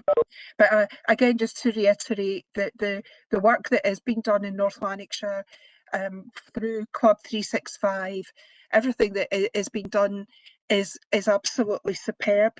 But there comes a point as to how far that the councils and Scottish Government can mitigate the bad politics that's coming out from the Westminster Government when it comes to dealing with poverty, because they don't understand what poverty is. and I wouldn't want to put that on anybody, but there's no empathy and understanding. So thank you just to say thank you, John, and the team for the work that's been done, and for everybody that's trying to do their best under all of these circumstances. Thank you. Thank you, Claire. Next contribution from Jordan, please. Jordan. Thanks, Leader. Thanks very much for the opportunity to comment. Leader, I want to start, I suppose, in a point of consensus. I feel like thereafter it's probably going to go downhill rapidly, I'm afraid. But at least in terms of starting, I just wanted to agree with elected members who've recognise the significant work of the Task and Finish group, Councillor McNally in particular recognising that work, and I think that's absolutely right to do so. And I think that such is the testament to their interest in continuing to see this work continue as their 6-monthly review process, rather than just disbanding the group, such as their interest that is going to continue. And also to echo that recognition and pay tribute to the officers of the Council, John and the team who continue to drive this agenda. It is not just one in isolation or in a silo. It is a corporate mission of the Council to tackle poverty, and I think on that we can all agree.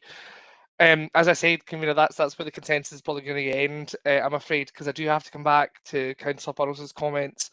I can't believe that Councillor Burrows would compare and compound the welfare systems in the UK and Scotland in the way that was just done in the contribution. The Scottish system, the Scottish social security system, is founded on dignity, fairness, respect. It is their overarching mission and motto. And we have introduced things like the Scottish Child Payment. And then, to have compared that to the Westminster system, which, as we've discussed, rightly so, is cutting universal credit, has introduced the rape clause, and has things like work trials. They're two incomparable systems. And to have simply thrown it away in such a comment, I think, does a disservice to those who work in the Scottish social security system, who is trying to act as a blanket and protection against the worst of the welfare cuts. And may I add, just before I come to my final contribution, Leader, that I am somewhat fed up of listening to certain politicians from certain political parties letting the UK government off the hook time and time again. It's simply not good enough to say that UK decisions have been taken and then Scottish government should mitigate it using the resources that are already limited to Scotland. That is ludicrous. We are spending £100 million a year mitigating the bedroom tax when we could be taking a different choice. We're now being asked to mitigate the £20 cut to universal credit. Where does the mitigation end and folks start to realise that we should be changing the decisions at the root rather than simply mitigating poor choices by Tory governments that we don't vote for? I'm somewhat frustrated, Leader, that that's the continued narrative. And let me just end, perhaps, Leader, with an air of consensus, maybe a suggestion. I noted from Councillor Burrows' submission around the frustration at the Secretary of State's unwillingness to reflect on the £20 cut to universal credit and the impact it would have. And I think, Leader, you would share that. I think all of us would share that. So is it perhaps a suggestion that this Council, this committee, write to the Secretary of State and say that we disagree with the £20 cut and the impact it will have on those who we represent and the poverty implications, and say that we ask them to call and think again? Is that an opportunity for us to unite, to say that we think it's unacceptable? Perhaps that's something that the committee should consider, Leader. I've afforded a considerable degree of flexibility and discretion. I mean, the last 4 contributions have been overtly political, with little reference to the report which has been tabled in front of us. Okay, it would be totally inappropriate to ask the officer to make any comment on what has been contributed in the last 4 comments. I direct you to the recommendations in page 295. I don't see anything else in the chat bar. Sorry, Leader, I think I asked you a question as convener. That last point was a point of reflection for you as convener, but is there an opportunity for us to unite as a committee to write to the Secretary of State as North Lanarkshire Council to ask them to reconsider their £20 cut to universal credit, considering the poverty implications that have been implied throughout this report? John, if you want to move that motion, I'm quite happy. Well, Leader, I mean, your members have expressed significant interest in it. I think a leadership from the chair. John, don't prejudge. Don't prejudge. I'm quite happy for that motion to be moved at this meeting. That's all I'm saying. Okay. Otherwise, anybody any other views in relation to it? Okay then, so we add that on to the recommendations in page 295, and that becomes recommendation number 6. Okay, are there any other comments, questions before we close this thing down? No, thank you very much. We then move on to agenda item 13, and it's the report on the work of the Black Lives Matter Working Group. Lizanne, and I'm also conscious that the 2 co-chairs of this working group on the call, if they also want to make a contribution, that would be helpful as well. Okay, right, Lizanne? Thank you, Leader. And on that basis, I'll just give a quick overview. It's another example of the Council's embedded collaborative working approach referred to throughout the meeting. This report covers the progress against key actions developed to advance the work of the Council in respect of race equality as not just a provider of service, but as an education authority and as an employer. Section 2.2.1 reminds members of the purpose of the group, that being to ensure that the ambitions set out within the plan for North Lanarkshire take cognizance of and understand the historical and ongoing systemic and institutional discrimination, racism, social injustice, human rights abuses and inequalities experienced by Black, Asian and minority ethnic people.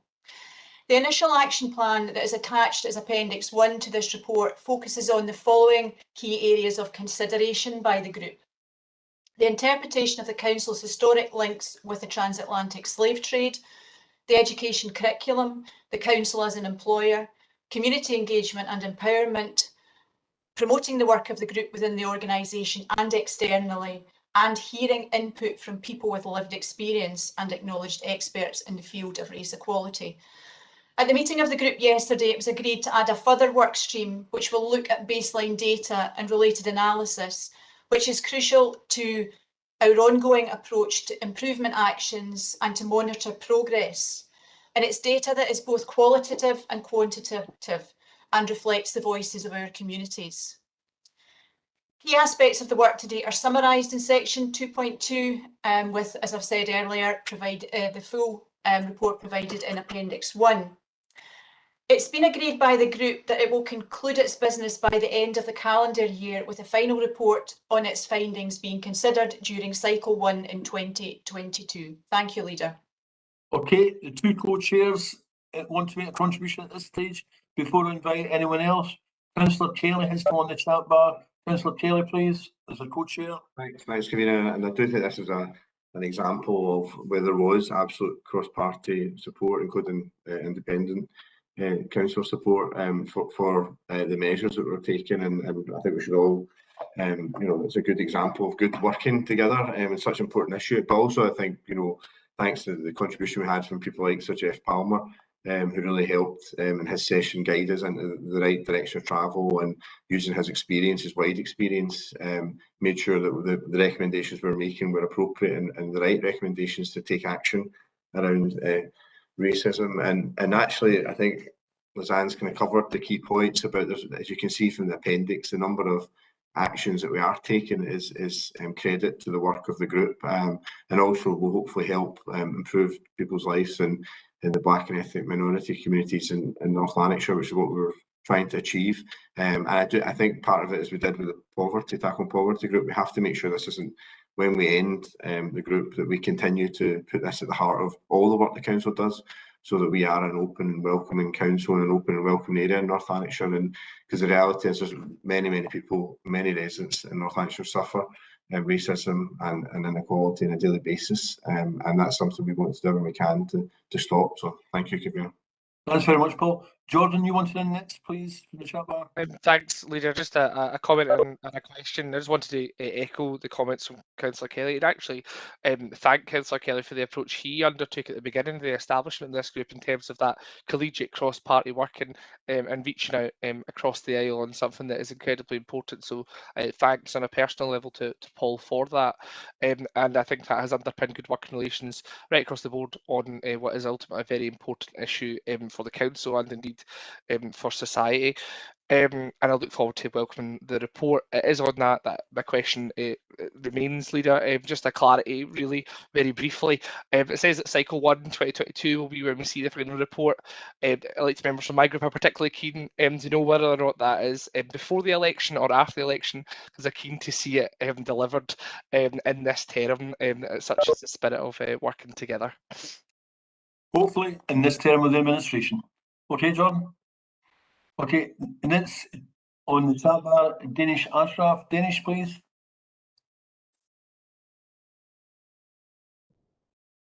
Thanks, Leader. It's Danish Ashraf, and just to mention that Junaid, the other co-chair, isn't on this committee, but I can make comment being on the committee myself. Just want to echo what's been mentioned by Jordan with regards to Councillor Kelly's approach from the start, and our ability to work together on this working group has been really great to actually make good progress. In addition to commissioning research into North Lanarkshire and our ethnic communities that are hard to reach, and getting an understanding and a grasp of what their experience in North Lanarkshire is like, living as both as residents of North Lanarkshire but also as ethnic minority residents, and how that differs from the general population. In addition to that, I think the work streams that we have going on are massive pieces of work within themselves, and could probably do with their own working groups, but this is a start and a first step towards better equality and a better standard of living that we hope to achieve for our residents in North Lanarkshire. And I'm very glad that yesterday we had some good progress as well, and we've heard from some great leaders in race equality in Scotland, and we're going to continue to do so. And we've had some great input and certainly a learning experience for all of us being on that group and learning from each other and all the experts that we've brought on. So just a little bit of feedback from the group and some hope for the future. Thank you very much, Danish, for your contribution. So can I direct you then to the recommendations on page 447? I can see from that there'll be a further report tabled in Cycle 1 in 2022 as asked earlier. Do you agree to the recommendations? Okay, takes us on then to item 14, and it's the North Lanarkshire Community Plan and Partnership update, and it's on page 461. And I'd ask Katrina highlight salient points. Katrina, please. Yeah, thank you, Convener. So this report provides proposals to ensure that we can fully comply with our statutory community planning duty to annually report on the progress in improving outcomes. The detail is building upon the existing reporting that already goes through the Community Empowerment Committee, and this report is specifically focusing on the recent and planned activities of the Strategic Leadership Board, which you can see from the report has been less structured to date. Section 2 highlights the actions that have been taken by the board to adopt the plan for North Lanarkshire as its own strategic vision, and also highlights several events that have been held with a view to strengthening governance, collaboration and community engagement.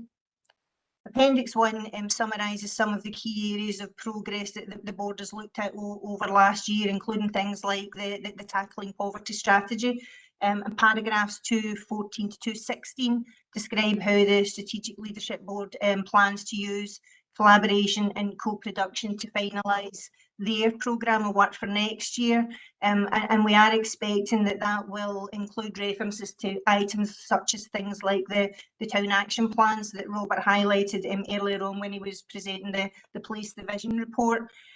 So ultimately, what we're really doing here is hoping to start to report the partnerships progress in improving outcomes to this committee annually, just to make sure that we can fully comply with our statutory duties. Happy to answer any questions, Leader. Any comments, questions in the chat bar? Jordan, please. Jordan. Briefly, Leader, thank you. And it touches on the point that Katrina ended with. Katrina, I, since being elected in 2017, have recalled the work of the NLP board before then, and felt that its presence was much more keenly felt in terms of the council's work and understanding and hearing about its ongoing activity. And since then, to be blunt, I felt like there has been a kind of lack of presence in terms of reporting of the work of the NLP board, now strategic board.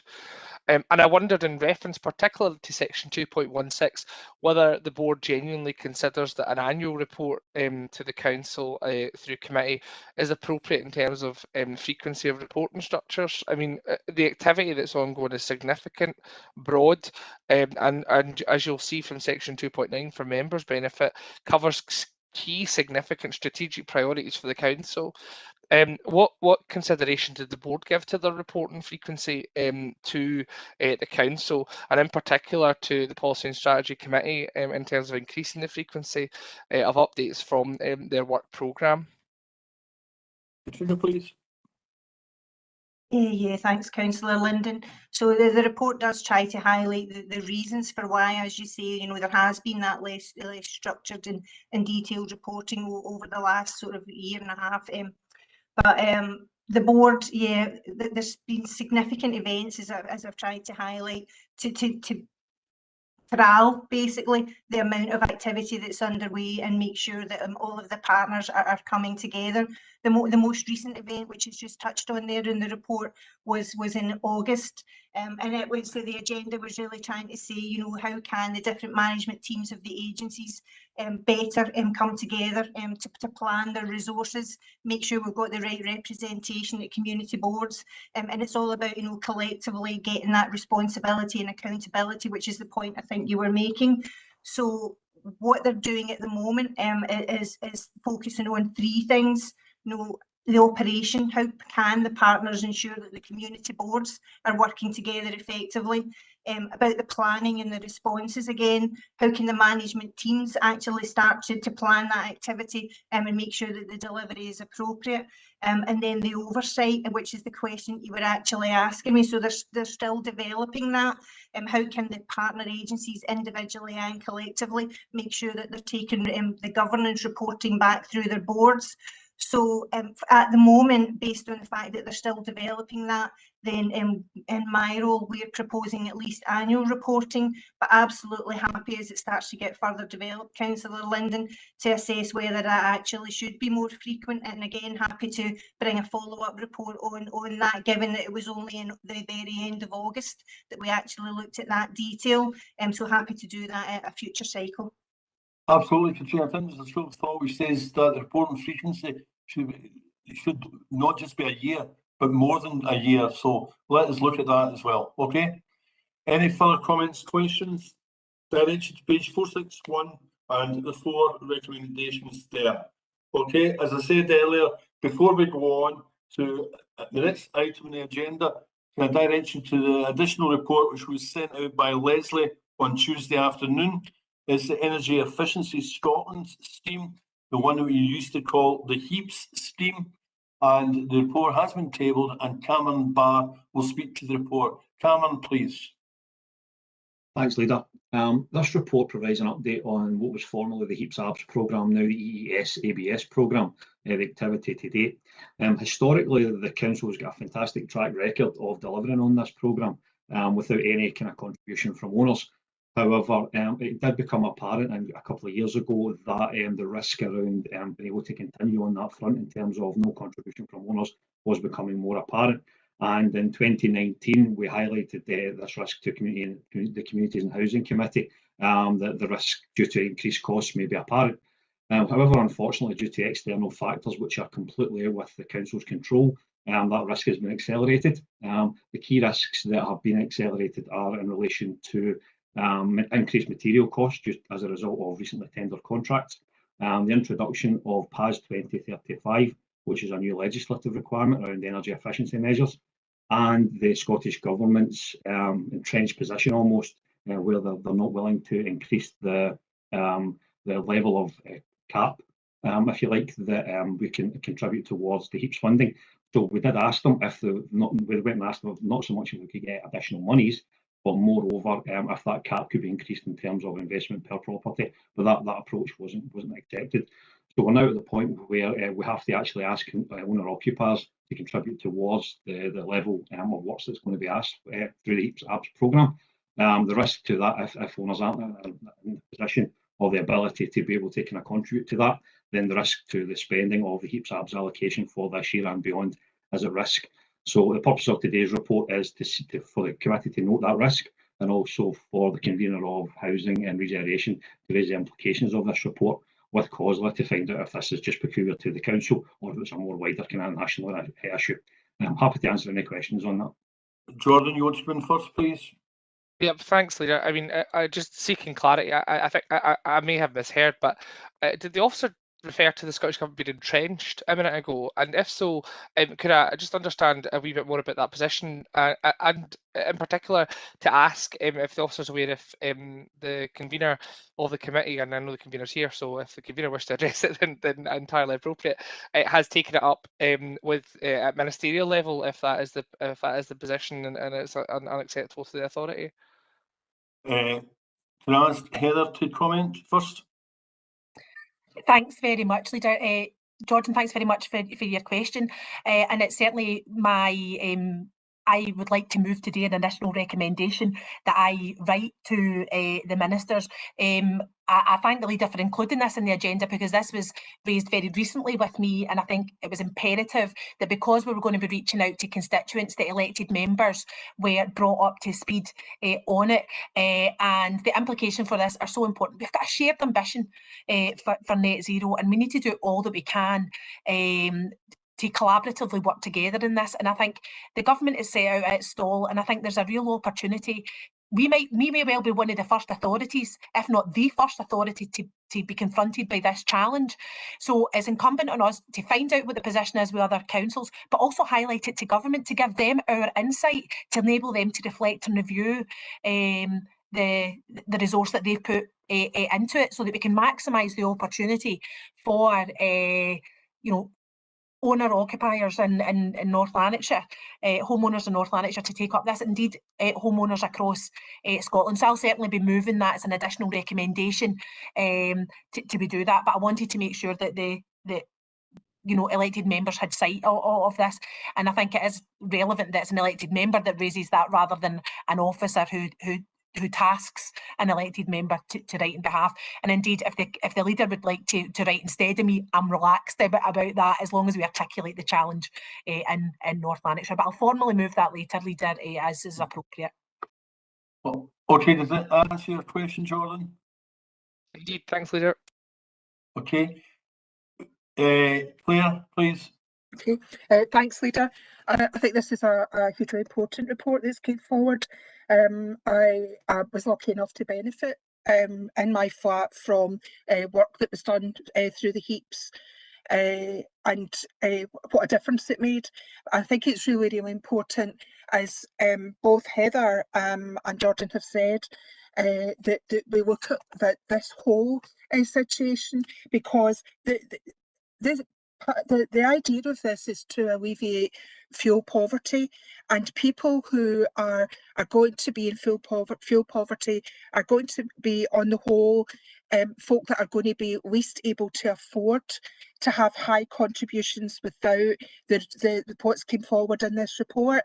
So it's so important that we get this right, because the difference that it would make to families who are it's not only going to be owner-occupiers, but it's also housing tenants.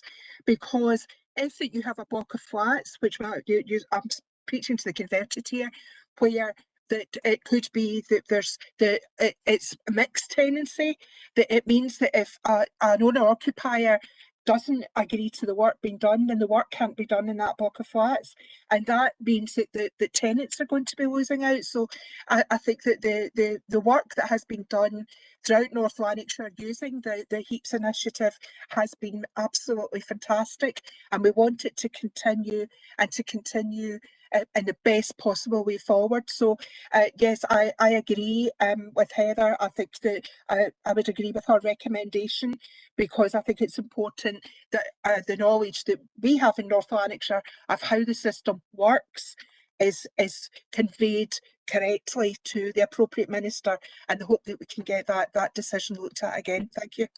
I mean, HEAPS has been a very popular policy. It has brought associated benefits to council tenants and to owner occupiers, and its retrograde and irony of ironies in the time when we're having COP26 in November, that we're now changing the criteria for an energy efficiency scheme beggars belief.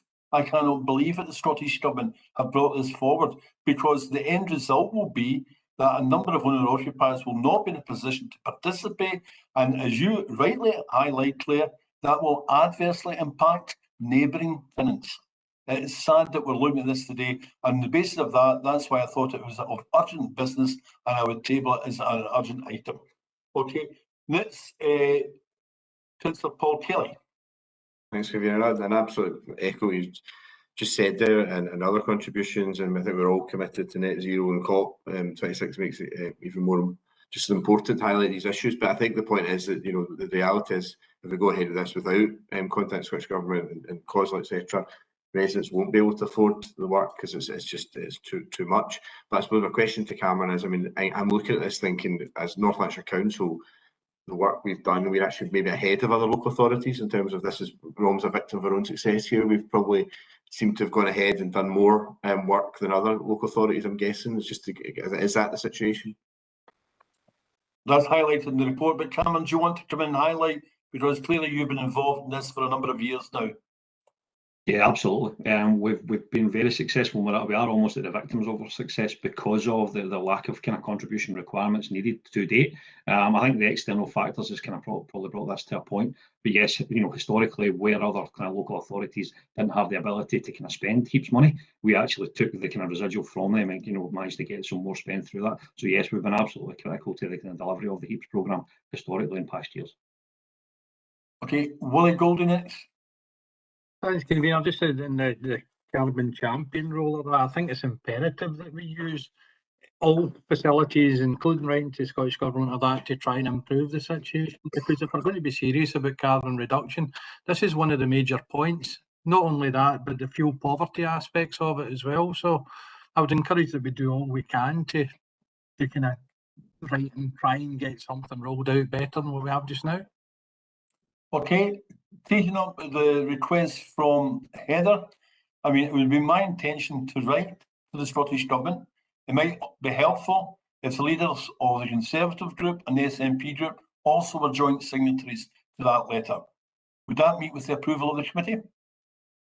I think we'd like to review the wording, Leader, but certainly the principle, absolutely. You know, I think my colleagues have already articulated the position from my group very well. That's very helpful, Jordan. Thank you very much. Like Jordan, Jim, the Conservative group would like to read it first, but generally we'd probably go along with it once we've had a look at it. Thanks. So there's in principle agreement, so we'll add that on to the recommendations contained in the report. Everybody in agreement with that? Okay, we now move on to items 15 and 16, and as you see, the exclusion of public. Now, introducing item